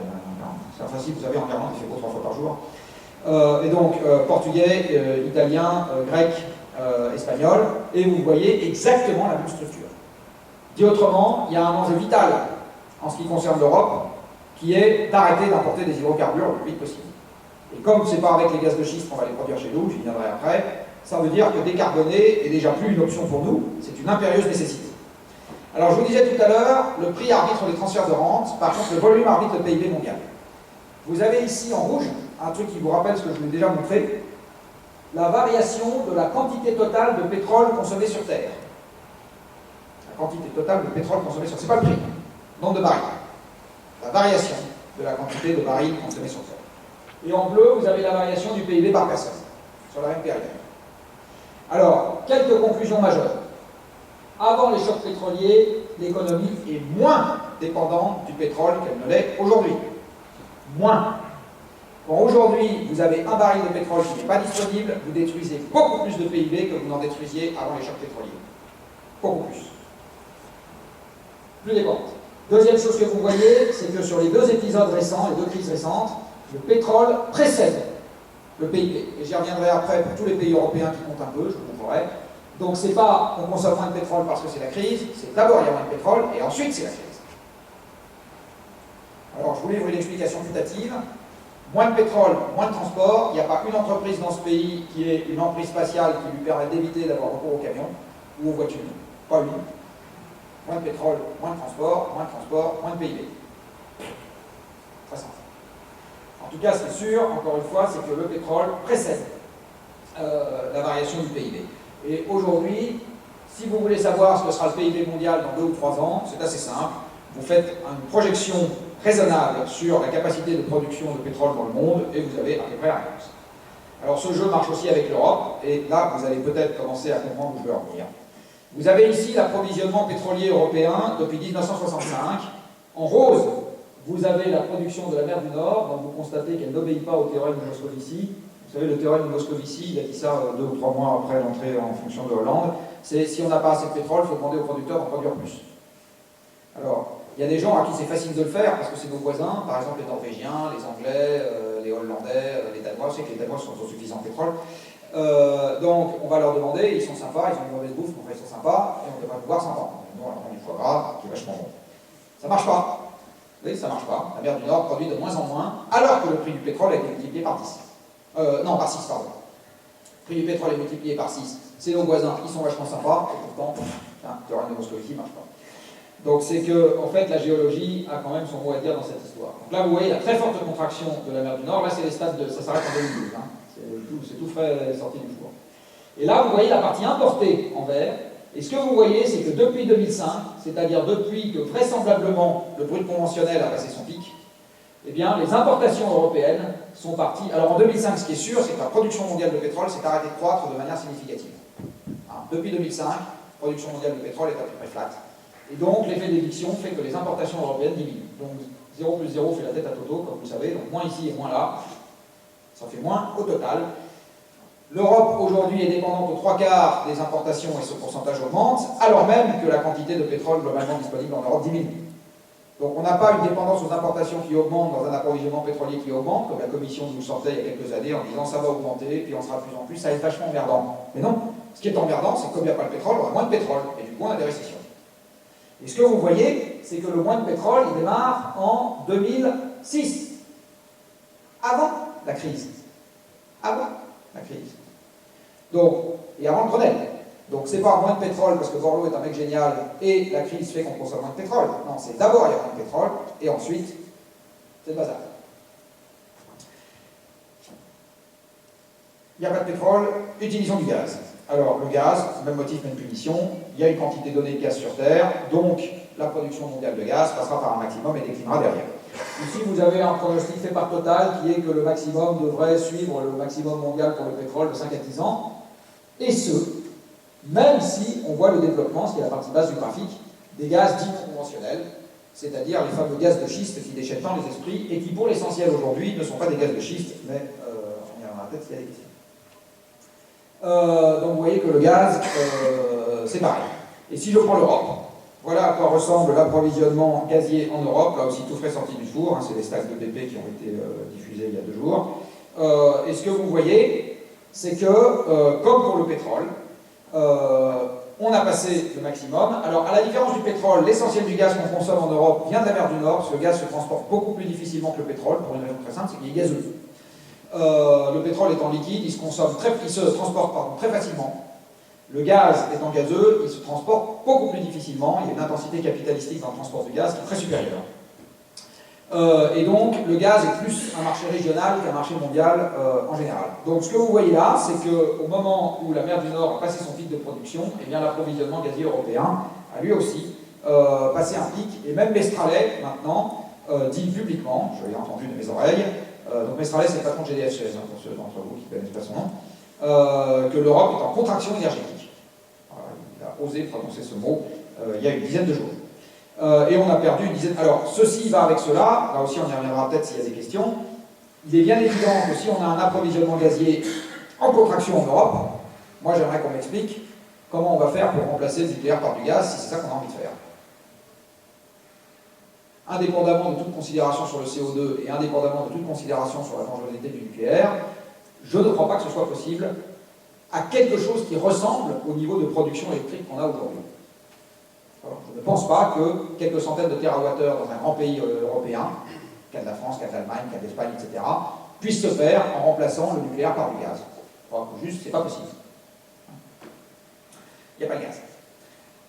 Alors, voilà à quoi ressemblent les gaz non conventionnels. Les médias ont focalisé l'attention du lecteur sur un problème qui, à mon avis, n'en est pas un, qui est qu'on va injecter à 2000 mètres sous terre du Pexitron. Ce soit très grave. Par contre, ça, c'était très emmerdant. L'exploitation des gaz non conventionnels suppose de faire une surface d'exploitation pour forer et exploiter les puits de 1 à 2 hectares tous les kilomètres. Moi, j'aimerais qu'on m'explique comment on va faire ça au milieu du bassin parisien avec les coûts d'expropriation, et j'aimerais qu'on m'explique comment on va faire ça au milieu des Cévennes avec les coûts de construction des infrastructures. Donc, je pense que si, un jour, il y a du gaz non conventionnel qui sort, j'y reviendrai là aussi s'il y a des questions, dans ce pays, ça sera quelques pourcents de la consommation actuelle de gaz, à un prix qui sera vraisemblablement 2 à 3 fois ce qu'on achète aujourd'hui sur le marché européen. Ça, je veux bien. Ça, je veux bien. Mais que ce soit le miracle qui va donner du boulot à tout le monde l'année prochaine, alors là, je parie ma retraite plus celle de tous ceux qui sont dans cette salle, que ça ne va pas changer grand-chose. Il y a du charbon. Voilà à quoi ressemble la consommation de charbon dans le monde. Alors, vous voyez, les pays de l'OCDE consomment à peu près la même chose depuis 40 ans. Et vous voyez ce fait intéressant qui est que la consommation de charbon suit l'activité économique depuis 2005. Comme le charbon sert aux 2 tiers à alimenter des centrales électriques, hein, les 2 tiers du charbon extrait dans le monde alimentent des centrales électriques, mon sentiment c'est qu'on a l'enchaînement suivant, pas assez de pétrole, pas assez de transport, pas assez de transport, pas assez de PIB, et du coup, là, pas assez de PIB, moins d'électricité. Si je regarde la production électrique dans tous les pays de l'OCDE, elle est passée par un maximum en 2008-2007. Et depuis, elle est légèrement en dessous, pas très en dessous, mais légèrement en dessous de ce maximum. Vous voyez que l'essentiel de l'augmentation de la consommation de charbon dans le monde, c'est la Chine. Et par effet de moyenne, c'est ce que ça donnait tout à l'heure. Alors maintenant, je vais faire un rapide overview des pays européens. Vous avez ici la France. Alors je suis désolé, ça j'ai pas eu le temps d'actualiser pour 2012, mais j'ai les preuves, j'ai le tableur. Dans tous les pays que je vais vous montrer, 2012 et sous 2011, en consommation énergétique primaire. Tous. Tous. La France est passée par un maximum de consommation énergétique en 2004. 2004, c'est-à-dire 3 à 4 ans avant le début du déclenchement de la crise. Alors ici, vous avez le PIB français depuis 1960 en monnaie constante. Sarkozy, qui ne sait pas qu'il y a un lien entre l'énergie et le PIB, promet l'augmentation du pouvoir d'achat. Ça ne marche pas, il se fait sortir. Hollande, qui ne comprend rien au lien entre l'énergie et le PIB, promet 2% de croissance dans 2 ans et le sauvetage des retraites, et il se fera sortir, enfin ça a commencé, sa cote de popularité, exactement pour les mêmes raisons. Exactement pour les mêmes raisons. Exactement pour les mêmes raisons. Donc, à partir de maintenant, donc vous voyez que la croissance zéro, c'est pas une vue de l'esprit, ça fait 5 ou 6 ans qu'on y est. Et ça va continuer. 2013, comme vous le savez, il y aura zéro. Les gens qui aiment bien la danse de la pluie espèrent qu'il y aura un petit zéro quelque chose pour 2014. Mais quelque part entre 2014 et 2016, on se prendra un nouveau coup de bambou. Donc, voilà, à partir de maintenant, une ère nouvelle s'ouvre. C'est pas nécessairement très grave, encore une fois. Par contre, si on n'a pas ça dans notre cahier des charges, c'est à peu près sûr que la manière dont la situation évoluera se fera à nos dépens. Alors, parlons de nos voisins. Je suis désolé, je ne commence pas par les Espagnols, je commence par les Italiens. Et donc, les Italiens, vous voyez que le maximum de leur consommation énergétique s'est produit en 2005 ou 2006, c'est-à-dire avant le début des emmerdements. Voilà nos amis espagnols, avec un maximum très marqué en 2007. Or, vous vous rappelez que la grosse crise espagnole, c'est 2009. Donc, c'est en 2007. Et vous avez en particulier une contraction très visible sur le pétrole. Très visible. Donc, le pétrole en Espagne, il a commencé à dégringoler 2 ans avant la grosse crise espagnole. Et par ailleurs, quelque chose que vous notez sur ce graphique, si vous le comparez avec le précédent, là vous voyez le pétrole, c'est important en Italie, 50% du mix, c'est encore plus important en Espagne avant la crise. Encore plus dans le mix. La Grèce, 60% de pétrole dans leur mix énergétique, ils passent par un maximum en 2006, 2007, avant la crise. Et alors là, je peux vous dire qu'en 2012, la chute du pétrole continue en Grèce de manière très nette. La Grande-Bretagne, 2005. Et là, vous voyez aussi la contraction sur l'ensemble charbon, pétrole, gaz. Charbon, pas tellement. Et comme les trois diminuent fortement, en fait, c'est que pétrole plus gaz diminue fortement. C'est en 2005 et 2006, respectivement, que les États-Unis, pardon, c'est la base avancée, que la Grande-Bretagne est passée de exportateur à importateur de pétrole et de gaz. Le déclin des champs en mer du Nord a fait passer la Grande-Bretagne de exportateur à importateur de pétrole et de gaz en 2005 et 2006. Là, vous avez l'Allemagne. Alors, l'Allemagne a la réunification qui l'aide bien à diminuer sa quantité, notamment de charbon. Là, vous voyez, dans les années qui ont suivi la réunification, pas tellement de pétrole, pas tellement de gaz. Le nucléaire est à peu près stable jusqu'en 2006. C'est en 2006 que le nucléaire commence à diminuer en Allemagne, il ne faut pas s'y tromper. 2011, ça n'est en fait qu'un événement un peu brutal sur une tendance qui avait commencé avant. Et là, je n'ai pas le temps de vous montrer des statistiques fines sur l'électricité, c'est sur mon site pour ceux que ça intéresse, mais sachez que depuis 2006, ou en fait depuis le début de son plan renouvelable, l'Allemagne n'a pas substitué essentiellement des fossiles, elle a substitué essentiellement du nucléaire par de l'électricité renouvelable. C'est essentiellement du nucléaire qu'elle a substitué, quasiment pas du fossile. L'approvisionnement électrique fossile en Allemagne est resté à peu près stable sur la période. Et enfin, voici l'Union européenne prise dans son ensemble, et en 2012, nous sommes sous 2011. Bon. Et là, vous voyez bien, pour ceux à qui ce mot ne fait pas peur, la concavité qui a démarré il y a longtemps. La concavité, elle a démarré au début des années 90. Vous voyez, c'est une très belle courbe. Très belle courbe. Et elle a continué, la belle courbe. Vers le bas, pendant un certain temps. Voilà le Japon. Pareil. Et voilà le gaz de schiste. Vous le voyez, vous, le gaz de schiste là-dedans? Est-ce que quelqu'un voit le gaz de schiste là? Est-ce que quelqu'un voit le miracle du gaz de schiste? 2012 est en dessous de 2011. Je vous le dis, premier truc que j'ai regardé quand j'ai eu les nouveaux chiffres. 2012 est en dessous de 2011. Est-ce que vous voyez le miracle du gaz de schiste? Bon. Donc moi, ce que je vois, c'est comme d'habitude le journal qui ne sait pas faire la différence entre 1 et 1 million. Ça, je vois. Mais le miracle du gaz de schiste, je ne le vois pas. Donc, les États-Unis, il n'y a pas le miracle du gaz de schiste. Les États-Unis ont un petit soubresaut. Voilà. 1 an, 3 ans, 5 ans, 8 ans, je ne sais pas. Petit soubresaut. Voilà l'ensemble de l'OCDE. Et voilà nos copains chinois et leurs copains à eux. Alors là, l'histoire est tout à fait différente. Et vous voyez qu'à la différence de tous les pays que je viens de passer, je vous remonte l'OCDE, où le pétrole est la première énergie consommée, chez eux, c'est le charbon. Typique de ce qu'on avait dans l'OCDE il y a un siècle, c'est-à-dire un pays en cours d'industrialisation où les gens se déplacent moins et construisent plus.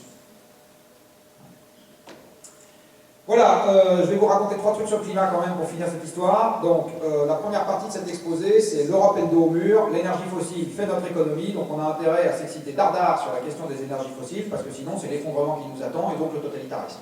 Le premier à nous avoir prophétisé ça, c'est Marcel Boiteux en 2004, qui a écrit un texte que je peux vous faire passer, dans lequel il dit très exactement ça en phrase de conclusion. J'ai une conclusion, c'est jamais une phrase laissée au hasard, surtout pas chez un type Boiteux, et il était on ne peut plus explicite dans sa conclusion. Donc on a vraiment intérêt à s'exciter sérieusement sur le sujet. Et c'est comme ça, je pense, que par ailleurs, on prend la meilleure option de s'occuper très sérieusement de la question du changement climatique, qui viendra en plus nous poser quelques petits désagréments si on n'y prend pas garde. Alors pour ça, je vais vous donner quelques petites images. Vous avez tous entendu dire que l'élévation de température moyenne qu'on pourrait avoir dans le monde, avec un climat qui se réchauffe significativement, c'est quelques degrés. Au cours de ce printemps pourri, tout le monde se dit on serait bien content de les avoir. Alors je vous signale que nous on les a peut-être pas, mais il y a des gens ailleurs qui les ont d'une manière qui est caractéristique du changement climatique en cours, c'est les lapons. Je ne sais pas si vous êtes au courant, les lapons ils se sont fait 30 degrés il n'y a pas longtemps. 30 degrés au mois de mai en Laponie, c'est quand même un truc qui n'arrive pas tous les 4 matins. C'est juste que le système dépressionnaire ou l'anticyclone était ainsi positionné que nous on avait l'air qui venait du nord, et donc on avait un peu froid, mais eux ils avaient l'air qui venait du sud et ils avaient sacrément chaud. Et si on fait la moyenne, bien sûr que c'était bien une situation très inédite. Alors, je reviens à ce que je dis. Vous avez ici ce à quoi ressemblerait l'Europe s'il n'y avait pas d'hommes, ce qu'on appelle la végétation climatique.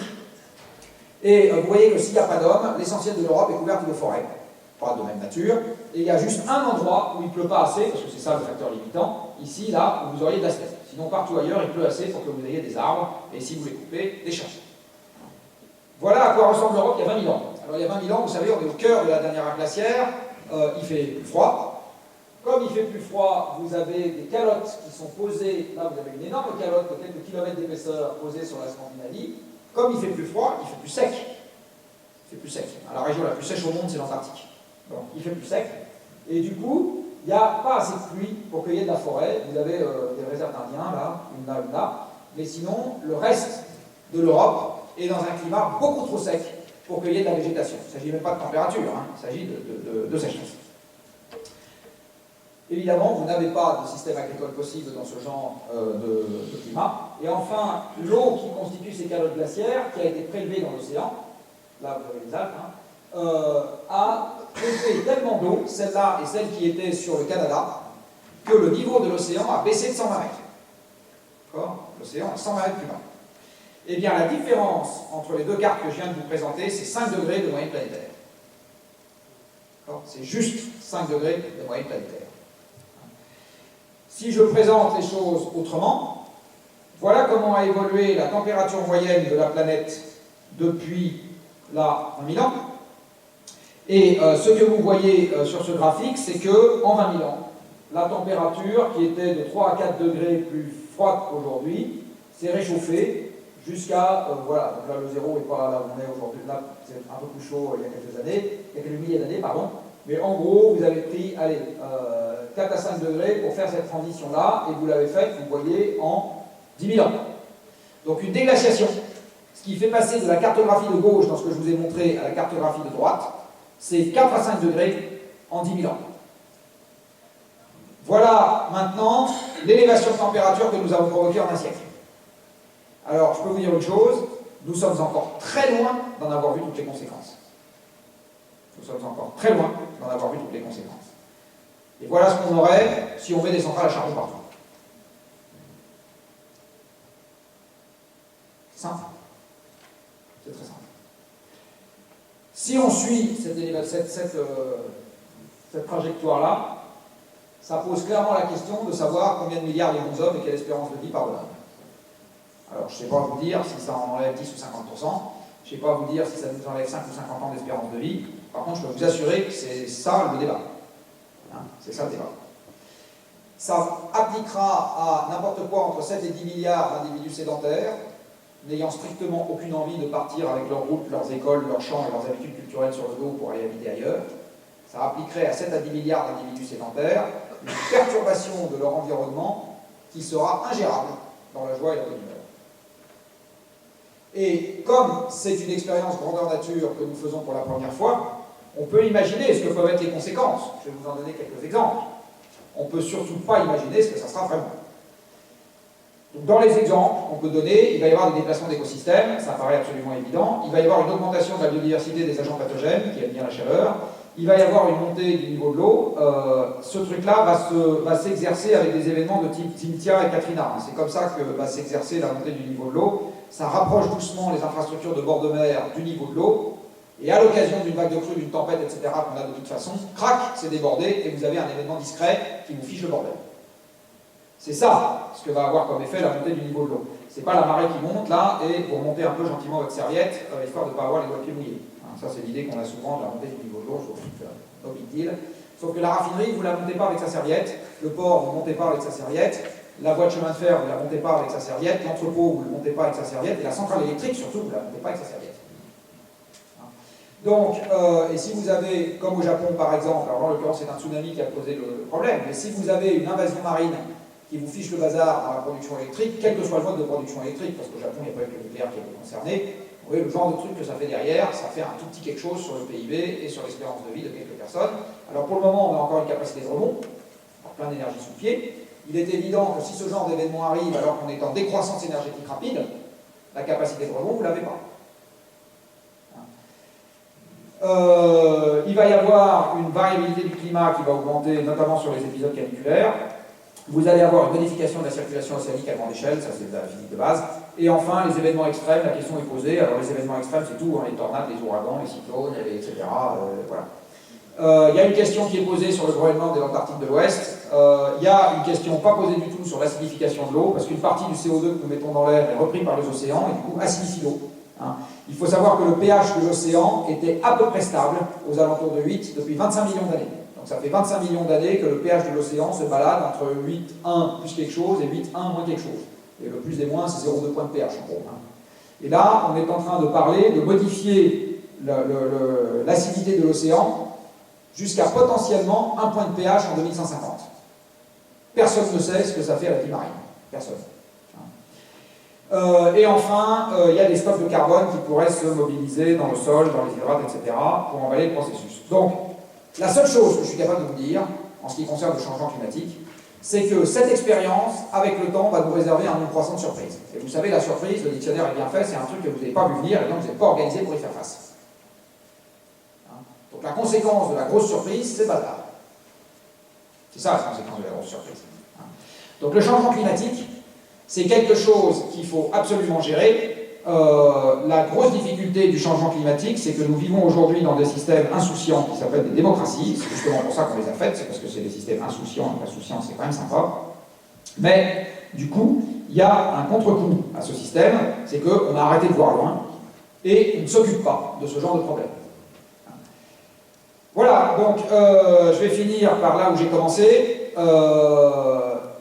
Comme nous sommes en contraction fossile, la meilleure option que nous avons, paradoxalement, pour sauver le climat, c'est de s'occuper de notre balance commerciale, hein, en Europe. Dit autrement, si nous décarbonons l'économie pour des motifs impérieux de sauvegarde de court terme, pour éviter d'avoir un système social qui s'effondre, etc., c'est comme ça que nous avons la meilleure option de trouver les systèmes qui vont bien, les modes d'organisation qui vont bien, les raisonnements qui vont bien, les règles économiques qui vont bien, et bien évidemment les joujoux techniques qui vont bien, pour faire en sorte qu'on gère le problème, et c'est comme ça, puisque l'homme est un animal mimétique, que nous avons, à mon avis, la meilleure chance d'entraîner le reste du monde dans cette lutte. Hein, c'est en faisant ça chez nous, sans rien demander à personne, parce que nous on est le dos au mur, que nous avons la meilleure option, à mon avis, que nous prenons la meilleure option auprès de vous. Alors je vais vous donner quelques ordres de grandeur, ça va faire très plaisir à nos amis de Bouygues.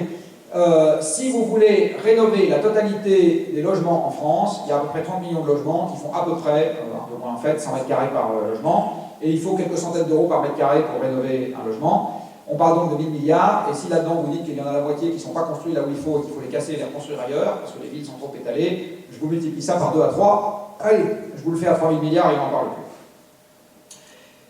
Vous avez aujourd'hui 30 millions de véhicules qui circulent sur la route. Le prix d'achat d'un véhicule sympathique, c'est 20 000 euros, moins sympathique 10 000.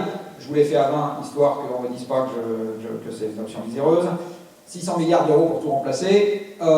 Si en plus vous devez électrifier des autoroutes, rajouter des trains, vous savez qu'il y avait 2 fois le linéaire ferré en France en 1900 qu'on a aujourd'hui. Aujourd'hui on a à peu près 100 000 km de voies, il y en avait 200 000 en 1900.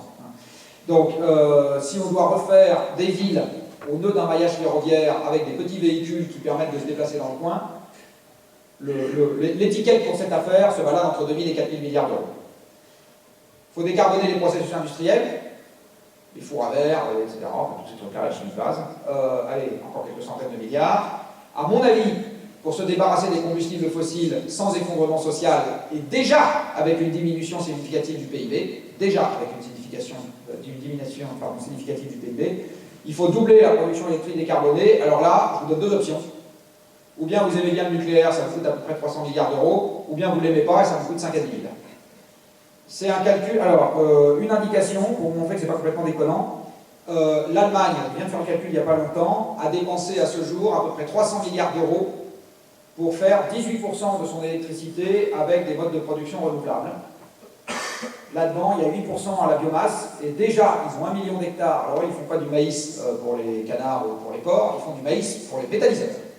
Donc, ils ont 1 million d'hectares de maïs fourrage en Allemagne, qu'ils foutent directement dans les méthaniseurs pour faire de l'électricité décarbonée. Bon, c'est ce que je vous disais tout à l'heure. L'énergie renouvelable, elle est propre tant qu'elle est petite. Quand elle n'est pas petite, elle se met à avoir des inconvénients, comme toutes les énergies, et la question est d'arbitrer entre les avantages et les inconvénients.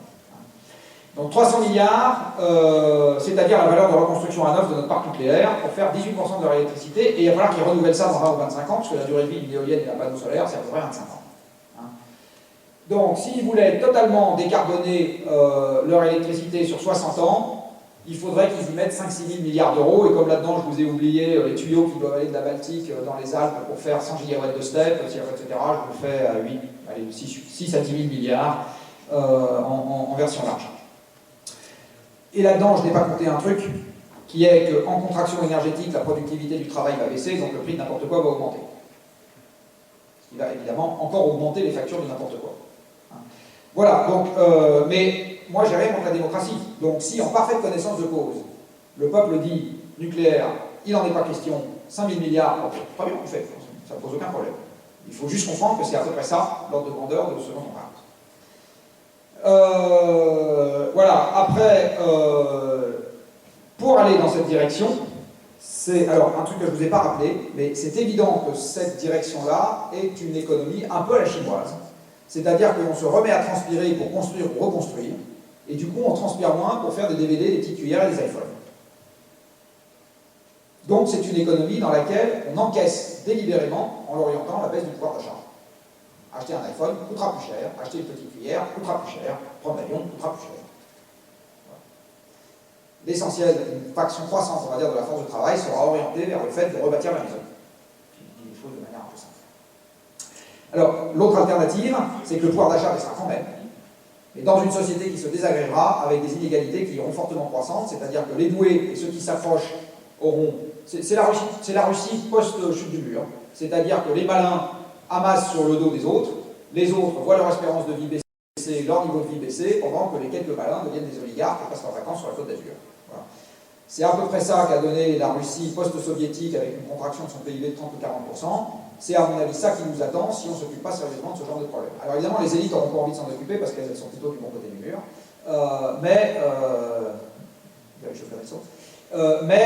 C'est à mon avis ce genre de truc qui nous attend. L'autre option, c'est que tout le monde se dise, bah oui, il va falloir faire des efforts, et on y va. Si on pense que c'est la conquête de la Lune la voie à suivre, alors je pense que l'Europe a tous les atouts dans sa manche. Ça fait très longtemps que l'univers contraint, ça nous connaît. L'Europe est est une zone densément peuplée depuis longtemps, faiblement dotée en ressources naturelles, donc exploiter au mieux ce que nous avons. Il y a longtemps que c'est dans le code génétique des Européens. Soit dit en passant, c'est aussi pour la même raison que c'est depuis longtemps dans le code génétique du japonais. Donc ça, nous avons conçu des modes d'organisation qui sont adaptés à ce genre de truc, nous avons conçu des techniques qui sont adaptées à ce genre de truc, nous avons bâti des cœurs de ville qui sont adaptés à ce genre de contraintes, etc. On a fait ça parce que c'était il y a longtemps qu'on avait la contrainte. Ceci alors, avec cela, on n'est plutôt pas mauvais quand il s'agit de se creuser la cervelle, on est très mauvais par contre sur la partie économique. On a le sens des grandes infrastructures, quand on parle de l'Europe, et en particulier de la France, Cocorico, on nous envie facilement, nos trains qui arrivent à peu près à l'heure, plus en France qu'en Allemagne, soit dit en passant, nos hôpitaux qui, quoi qu'on en dise, fonctionnent bien, etc. etc. Donc on sait faire ce genre de truc. Par contre, ce qu'on ne sait pas faire, c'est essayer de copier les Américains en pensant que le projet va émerger tout seul. Et l'un des trucs, à mon avis, qu'il ne faut pas faire, qu'il ne faut plus faire, c'est penser que l'Europe est juste un projet économique de marché unique et que ça ne peut pas être un projet de conquête de la Lune conjointe, on va dire. Donc aujourd'hui, je pense que l'urgence, vous savez que l'Europe a démarré sur des enjeux énergétiques, hein, la communauté européenne du charbon et de l'acier, Euratom, donc l'Europe s'est faite sur des enjeux de ressources cruciales et d'énergie. Il faut y revenir, je pense qu'il est urgent d'y revenir, parce que si on pense que c'est dans la voie qu'on suit aujourd'hui en disant on libéralise tout et puis c'est comme ça que ça ira bien, et on va faire un accord de libre-échange avec les États-Unis, etc., je pense que c'est juste le truc à ne pas faire aujourd'hui, c'est-à-dire la situation qui va aggraver nos problèmes.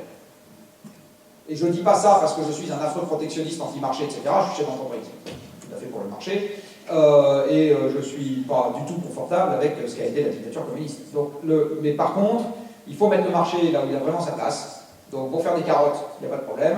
Par contre, pour faire des grandes infrastructures et piloter le pays à 40 ans, c'est pas sa place. Voilà, donc pour finir sur l'Espagne, je pense que l'Espagne a un besoin urgent de se réinventer. L'Espagne a bâti une économie fragile sur le pétrole, c'était l'économie du PTP, l'économie du tourisme. Elle a quitté l'économie qui faisait sa force, quelque part, d'avant, avec un pôle agricole extrêmement fort. L'Espagne a une ressource précieuse qui s'appelle le soleil. Donc c'est peut-être quelque chose qu'il faut savoir exploiter. L'Espagne sait faire des avions et des centrales nucléaires. Donc l'Espagne est un pays de pointe, exactement comme la France, exactement comme l'Allemagne. Voilà, donc il faut que l'Espagne se dise que paradoxalement, ce qui est en train de lui arriver en ce moment, il faut qu'elle en profite, exactement comme l'Europe dans son ensemble. Et peut-être que paradoxalement, le pays le moins bien armé pour saisir cette occasion qui nous est donnée, c'est l'Allemagne. Parce que l'Allemagne est encore en trop bonne santé, quelque part, pour avoir envie de changer de modèle. Par ailleurs, l'Espagne est un pays beaucoup plus jeune, enfin était, jusqu'à l'époque récente, je ne sais pas quelle est la fécondité en Espagne, est un pays plus jeune que l'Allemagne, et donc je pense que la France a intérêt à aller chercher plus au sud qu'au nord, pour rester très copain avec les Allemands, c'est évident, mais a peut-être intérêt à aller chercher au sud au moins autant qu'au nord, allez, on va dire, quelque chose qui permette de rebondir dans le contexte actuel. Voilà. On a débordé de l'horaire, comme d'habitude, mais j'imagine qu'il y a quand même le temps pour une question.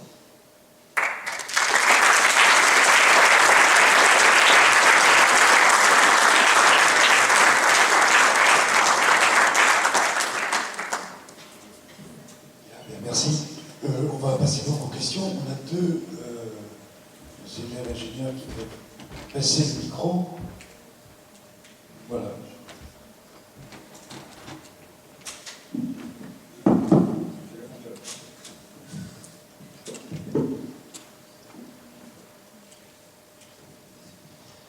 Bonsoir. Comment expliquez-vous tout ce que vous nous présentez? Il me semble qu'on n'en parle absolument pas dans la société française. On n'en a pas parlé pour les élections, on n'en a pas parlé quand on parle de thème écologique.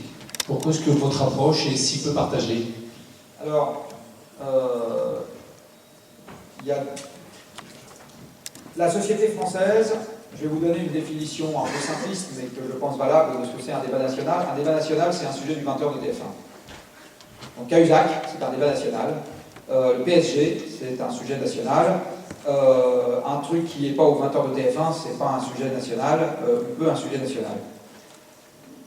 Pourquoi est-ce que ce sujet a du mal dans les médias? Parce que les médias, si certains d'entre vous les pratiquent un peu, vous verrez ce que je veux dire, n'ont pas pour mandat de refléter le monde tel qu'il est, ils ont pour mandat de répondre à des sollicitations de porteurs d'intérêt.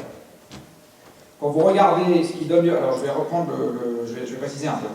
90% de la matière première qui font les grands journaux, c'est des dépêches AFP. La dépêche AFP se fait rarement, et c'est pas insulter les journalistes qui y sont, j'en connais qui sont extrêmement respectables, la dépêche AFP se fait sur sollicitation externe. Vous envoyez un communiqué de presse, alors vous pouvez être à la de recherche, comme vous pouvez être un parti politique, comme vous pouvez être une entreprise, etc. Vous envoyez un communiqué de presse en disant j'ai ça à dire.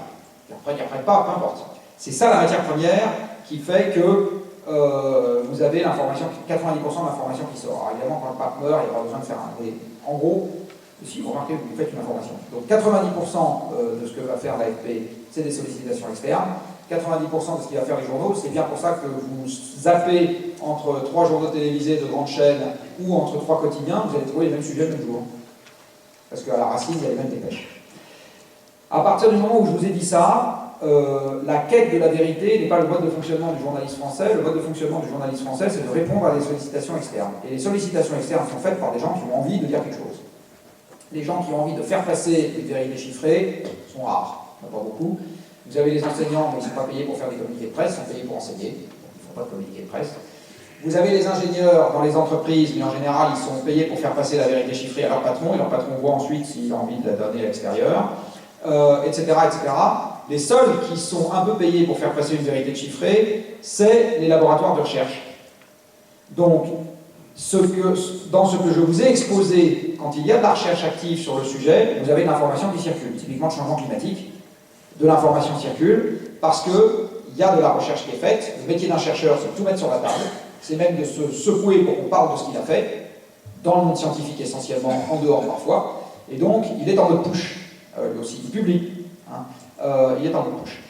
Dans le monde de l'énergie, toute l'information est détenue par des acteurs privés, et donc il filtre l'information qui est en mode push.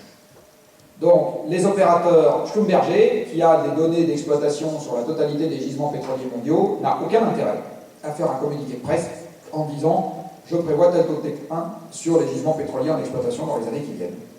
Donc ils ne le font pas, donc c'est parfait. Si Jean Covici dit à des journalistes, tiens, vous avez vu, l'Europe est en déclin pétrolier, bah, ça n'intéresse personne, ça fait pas, voilà. Il faudrait que ce soit, je sais pas, que EDF dise, c'est très important de rajouter des réacteurs à cause de ça, là c'est repris. Il faudrait qu'un parti politique dise, les gens d'en face sont des grands guignols parce qu'ils s'en occupent pas, à ce moment c'est repris. Mais comme tous les partis s'en foutent, c'est parfait. Donc, vous avez enfin voilà, donc vous avez le seul type qui s'excite un peu sur ce sujet dans la sphère politique, c'est Yves Cochet, qui n'est même pas représentatif des Verts. Et voilà, à part lui, il n'y a pas un parlementaire qui s'intéresse d'à peu près à ce genre de sujet. Hein.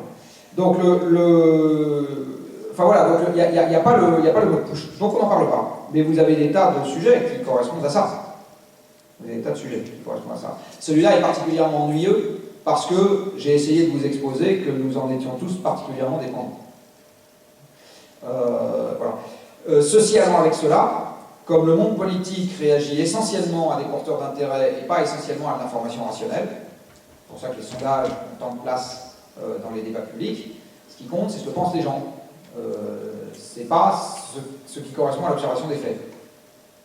Si tout le monde pense que le nucléaire c'est plus dangereux que le charbon, ben on supprimera le nucléaire, on va supprimer le charbon. Le sujet là-dedans, c'est pas ce que racontent les médecins ou ce qu'ils racontent pas le sujet. Le sujet, c'est ce qu'ils pensent.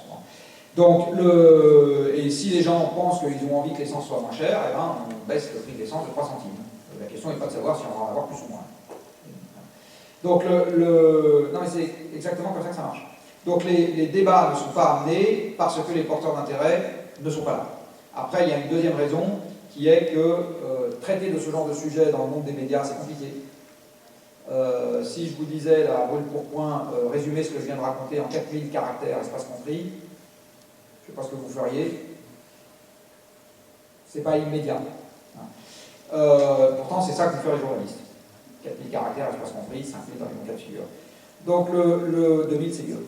Donc le sujet est un sujet qui ne peut progresser que de manière lente, comme tous les sujets compliqués, et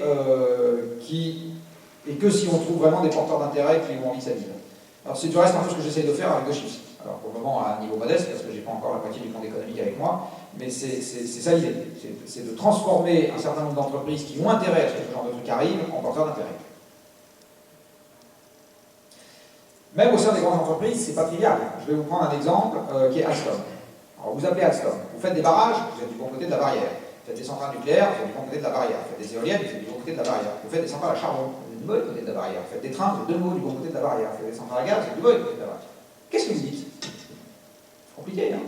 Vous voyez ce que je veux dire? Donc voilà, donc la coalition d'acteurs est là pour faire en sorte que ce sujet ait du mal à émerger. Alors, un dernier point, mais ça c'est très vrai pour les médias français, c'est beaucoup moins vrai dans d'autres pays. Comme les médias français sont désargentés, c'est en général le même journaliste qui traite les militants et les scientifiques dans le monde environnemental. C'est le même. Il se trouve qu'en termes de disponibilité, le militant est souvent disponible avant le scientifique. Il est payé pour ça. Donc, si vous avez un sujet sur la réglementation des produits chimiques, vous allez trouver le porte-parole de l'Union des industries chimiques en un quart d'heure, vous allez trouver le mec de Greenpeace en un quart d'heure, et le professeur du SHMUC qui, à l'École nationale de santé de Rennes, fait des études épidémiologiques qui vont bien, il est parti, il est en colloque, il est en voyage, il est en cours, il est je sais pas où, vous l'aurez pas. Donc, alors vous l'avez si vous faites une émission de plateau dans 15 jours à l'avance, mais si vous êtes dans l'actualité, vous ne l'avez pas. Donc les gens que vous allez voir s'exprimer sur le sujet sont en général les militants, pas les scientifiques. Ils peuvent, ou pas, être en accord avec la science. Des deux côtés. Des deux côtés. C'est-à-dire que vous avez un certain nombre de dossiers dans lesquels la vérité scientifique est du côté du militant et pas du côté de l'industriel, et vous avez des dossiers dans lesquels c'est l'inverse. Il n'y a pas d'attribution des rôles qui soit homogène. Donc voilà, donc du coup ça donne un jeu complètement illisible, très difficile à décrypter pour le profane. Et on en revient à ce que je disais tout à l'heure, bourré d'incohérences dans les sondages. Les gens sont pour la transition énergétique, mais ils ont chacun leur propre définition. Ils sont pour la transition énergétique à condition que ça leur coûte rien. Ils sont pour, voilà. Vous vous retrouvez avec une matière première qui est totalement ingérable. Et je vais finir par une petite anecdote. Dans le cadre du débat national, il y avait un groupe de travail qui était censé plancher sur le respect des engagements de campagne de Hollande. Alors c'est comme ça que je vous le dis, c'est pas comme ça qu'on leur avait posé la question. La question était comment atteindre le mix énergétique en 2025. Et quand vous savez que le mix énergétique devait respecter nos engagements en matière de climat qui aujourd'hui sont devenus inexistants, parce qu'il n'y a plus aucun accord international contraignant sur les histoires de climat, voilà, on est juste engagé à rester dans le marché européen des quotas, très bien, on y est, on va en sortir. Et ça ne dit pas à quel niveau de réduction on est obligé. Hein. Ça ne dit plus. Donc, on a un accord moral de faire quelque chose, moralement on est engagé à faire quelque chose, il y a 0 chiffre en face, et le seul chiffre qu'il y avait dans les engagements de Hollande, c'était sur le nucléaire. Donc, le mix énergétique en 2025, la seule question quantifiée, c'est comment est-ce que je fais pour descendre le nucléaire à 50%. Le groupe de travail a répondu, lu entre les lignes des 2 premiers paragraphes, je ne sais pas. C'est rigolo, non? Le président fait un débat, on envoie aux gens, expliquez-moi comment je vais tenir mon engagement, et les répondent, je ne sais pas. C'est rigolo.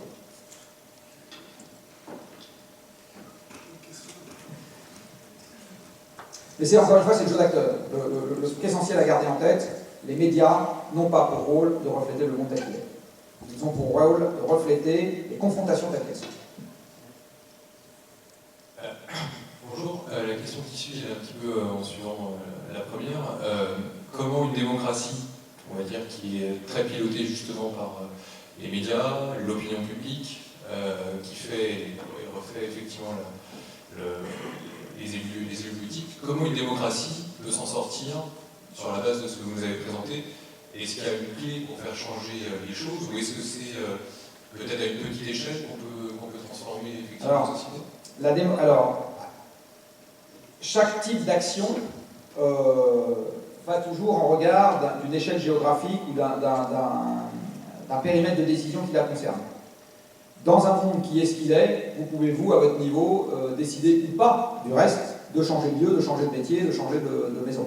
Ça dépend que de vous et pas des autres. Vous pouvez vous dire, ben voilà, en prévision du changement climatique, je déménage, je vais en Suède et je m'installe en Suède comme, je sais pas quoi, chauffeur de taxi. Ça ne dépend que de vous. Voilà. Après, vous pouvez avoir des actions à concerter à un groupe. Vous pouvez créer une entreprise avec des gens ou faire une action dans une collectivité locale, etc. Donc, il n'y a pas de niveau unique auquel taper.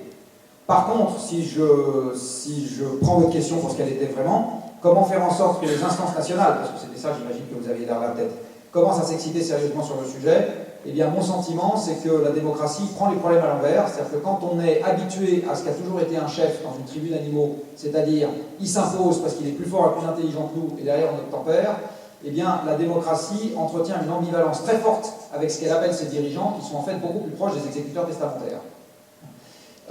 Et donc, comme c'est des exécuteurs testamentaires, si on ne se met pas nous au carré avec ce qu'on veut, ça ne bougera pas à la tête.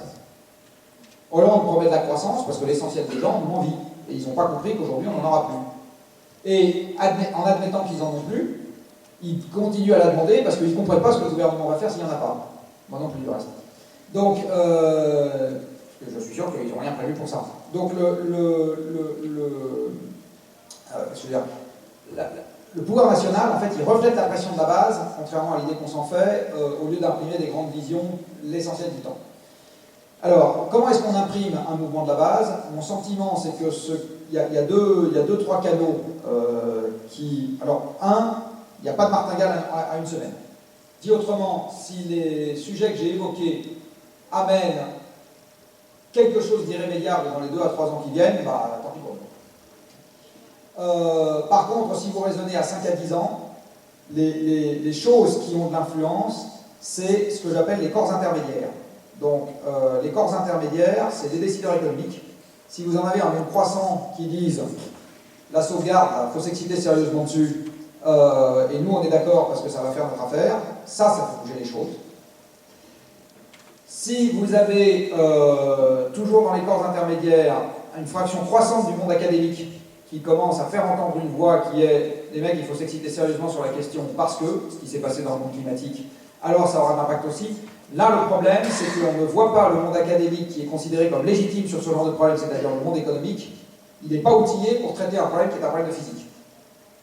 Et comme il a une forme de... Souvent, les économistes ont un problème d'ego plus important que les physiciens, et donc le fait de se faire déposséder devant les caméras de télévision d'une partie de ce qu'il croyait être ses compétences, c'est un truc qui n'aime pas bien, en général. Donc, ça va être difficile. Ce qui va pouvoir se faire, c'est que des jeunes qui ne se sont pas encore fait un nom s'invitent sur ce terrain-là et recommencent à faire de l'économie physique, j'en connais quelques-uns.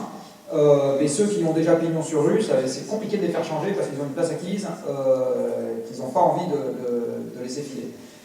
Donc le monde académique, c'est plus compliqué paradoxalement dans cette affaire. Et puis après, vous avez ce qu'on appelle le monde citoyen, et dans le monde citoyen, vous avez en particulier les grandes associations. Alors les grandes associations environnementales, malheureusement, n'aident pas dans ce problème, parce qu'elles ont une lecture économique des problèmes. Et quand on a une lecture économique des problèmes, vous ne pouvez proposer aucune solution, puisqu'une solution dans cette histoire consiste à hiérarchiser les avantages et les inconvénients. Et ça, c'est le rôle de l'économie. Vous savez, l'économie, son rôle, c'est de classer. Au fond, ça sert à ça. Si vous n'êtes pas capable de classer et que vous dites « je veux en même temps me débarrasser des éoliennes parce que ça gâche le paysage, des centrales nucléaires parce que c'est dangereux, des incinérateurs parce que ça pue, des mines parce que ceci, vous vous débarrassez de tout », enfin, la question c'est, oui, vous n'êtes pas plus avancé une fois que vous avez dit tout ça, pourquoi pratique. Les Allemands disent je veux plus de nucléaire, du coup je mets des éoliennes, et maintenant ils disent ah ben non, finalement je veux pas de ligne à haute tension, et puis je veux pas. Enfin bon. Le mouvement environnemental n'est malheureusement aujourd'hui pas configuré comme un proposant, il est configuré comme un opposant. Et du coup, c'est un allié compliqué si on veut le mettre dans les processus de gestion. Des fois il accélère, mais des fois il ralentit. Et il y a un certain nombre d'exemples où le dossier ne débouche pas à cause de ça. Je pense, soit dit en passant, que le monde environnemental a sa part de responsabilité dans le fait qu'on est qualifié comme un acte d'échec. Pour moi, ce n'était pas un échec. Le fait que le monde environnemental ait dit c'est un échec, c'est autoréalisateur. Enfin, tout le monde pense que c'est un échec. Donc le jeu d'acteur, encore une fois, est compliqué. Par contre, je pense que les grandes associations qui pourraient commencer à se bouger sur ce problème, c'est les associations qui s'invitent par la bande. Donc l'Abbé Pierre, Médecins sans frontières, enfin, tous les gens qui ont un objet social reconnu et qui disent « Oh, mais si on ne gère pas ce problème-là, on va se retrouver avec des conséquences de ce problème qui vont être absolument ingérables. » Voilà. Ça, je ne suis pas sûr que ça va arriver facilement, mais je pense que c'est quelque chose aussi qui mérite d'être creusé. Parce que tous ces gens-là, pour en revenir à la question tout à l'heure, sont des porteurs d'intérêt. Ces gens-là sont des porteurs d'intérêt. Si le président de Médecins sans frontières commence à répéter tous les 4 matins dans le journal qu'il faut vraiment s'occuper sérieusement de la question du changement climatique, parce que sinon ça va vraiment nous pourrir la vie, ça a des effets. Y compris auprès du citoyen. Une dernière question. Après, je suis complètement continué. Oui. Non, une question, oui, liée effectivement à cette ressource d'énergie et l'évolution de nos sociétés qui en dépendent. Que pensez-vous de l'apport d'études et de travaux comme ceux de Rifkin, qui voient dans l'apport de nouvelles technologies et de cette décentralisation et mise en réseau des possibilités de trouver d'autres solutions pour régler effectivement une société totalement nouvelle? Alors, on va revenir à ce que j'ai évoqué au début de cette intervention. Ce qui a fait la diffusion de masse des objets que nous avons, c'est l'énergie. La cervelle fait la conception de l'objet, sa diffusion, c'est une affaire d'énergie. Le fait qu'aujourd'hui on ait tous ça, ça demande beaucoup plus d'énergie que le fait qu'on ait du temps de CPU partagé sur un ordinateur central. Pourtant, on est passé de l'ordinateur central que tout le monde trouve ringard à ça, qui est quand même vachement mieux. Mais ça, c'est 1 tonne de CO2 par personne. Pour le fabriquer, l'utilisation c'est cacahuète. 1 tonne de CO2 par personne pour le fabriquer. La hausse de l'empreinte carbone des Français entre 1990 et 2010, c'est-à-dire la contrepartie de la consommation des Français, est pour les 2/3 due à ça et aux télévisions. Donc l'ajout des technologies de l'information n'a pas du tout fait baisser l'empreinte carbone des Français, ça l'a fait augmenter. Jusqu'à maintenant, la démocratisation des usages est toujours allée avec le fait qu'il y avait plus d'énergie. La voiture d'aujourd'hui est vachement plus efficace que la voiture d'il y a 50 ans. Mais on consomme beaucoup plus de pétrole dans les voitures, parce qu'il y a beaucoup plus de voitures. Justement, entre autres, parce que c'est efficace. Si aujourd'hui on pouvait prendre l'avion dans le jet privé, la consommation globale des avions serait considérablement inférieure à ce qu'elle est. Donc, la diffusion est une affaire d'énergie. Alors, revenons à ce que dit Rifkin. Rifkin dit, on décentralise et ça règle les problèmes. En gros. Je pense qu'il se trompe 2 fois. Je pense qu'il se trompe une première fois, et ça renvoie à la question qui a été posée tout à l'heure, parce que face à des problèmes globaux, tout ne peut pas être géré à un échelon infrarégional. Ben non, tout ne peut pas être géré à l'échelon infrarégional. Ça, c'est la première. Donc dire gouvernance locale is beautiful, je pense que oui et non. Je pense que d'édicter des normes nationales sur la taille des carottes que vous trouvez au marché, c'est une connerie. Par contre, je pense que, surtout si elles viennent du maraîcher de coin, par contre, je pense que dire il n'y a plus de place pour un pilotage national et des investissements partagés, je pense que c'est tout autant une arnaque. Et je vais prendre un exemple très précis, qui est celui de l'électricité. Différence entre planification et production. Oui. Alors maintenant, je vais prendre l'exemple de l'électricité. Si vous passez du nucléaire au panneau solaire, pour produire la même quantité d'électricité, vous avez besoin de mettre 50 à 100 fois plus d'argent sur la table. Moi, je veux bien, c'est ce que je vous montrais tout à l'heure. Aucun problème si les gens acceptent. Je ne crois pas que ça soit de nature à vous permettre de gérer plus facilement un problème en univers économique contraint. Mais, encore une fois, si les gens veulent le faire, je m'en fous. Ça ne me dérange pas du tout. Donc je pense que Rifkin, sa théorie, elle est tout à fait anti-économique. Par contre, là où il est vachement meilleur que moi, c'est qu'il a réussi à gratter 650 000 € à la région Nord-Pas-de-Calais, et alors là, si j'avais la même recette, je serais un heureux. Mais, il va, enfin, en fait, je devrais même pas dire ça, parce que c'est un tueur de business pour les gens comme moi. Parce qu'il va faire un coup de com', les gens vont dire « Ah, c'est ça !» Et derrière, il n'y aura plus rien. Derrière, une bonne partie des élus ne croira plus qu'on peut s'attaquer sérieusement à ce genre de problème. Parce qu'ils ont vu un mec qui leur raconte des... Voilà. Décentraliser la production électrique, c'est multiplier le besoin en capitaux, je vous dis, par 30 à 100. Ce qui veut dire, si je prends le problème à l'envers, que si vous avez 100 milliards à dépenser, eh bien, si vous décentralisez la production électrique, à l'arrivée, vous avez 30 fois moins de kilowattheures. Par contre, décentraliser la production électrique, il y a des pertes en ligne, tout le monde le sait. Les centrales ne sont pas toujours à proximité des lieux de production. 2%. Vous traversez la France sur le réseau THT, 2% de perte. Heureusement pour un certain nombre de gens dont les Bretons. Heureusement. Parce que je peux vous dire que si c'était 50%, la Bretagne aurait un sérieux problème.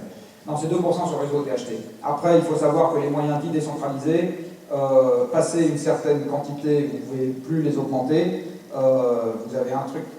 Non, mais il y a un truc qu'il faut savoir, c'est que pour injecter sur le réseau, soit en basse tension, soit en moyenne tension avec des moyens décentralisés, il faut faire monter la tension de l'endroit où vous injectez, et une fois que vous avez injecté, parce que sinon ça n'injecte pas, hein, c'est un problème d'écluse, si vous commencez à injecter, je serais curieux de savoir comment ça se passe en Allemagne, je crois qu'ils commencent à couper un certain nombre d'endroits, parce que justement, ça fait trop monter la tension du réseau, et à ce moment, il y a une partie des moyens qui sont obligés de déconnecter. L'Espagne fait la même chose.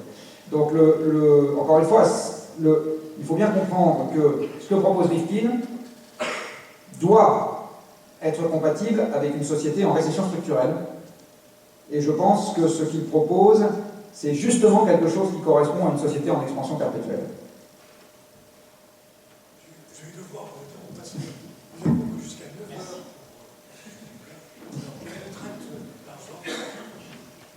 sont une chose et les contraintes de temps aussi. Voilà, alors je vous propose de continuer autour d'un verre. Merci.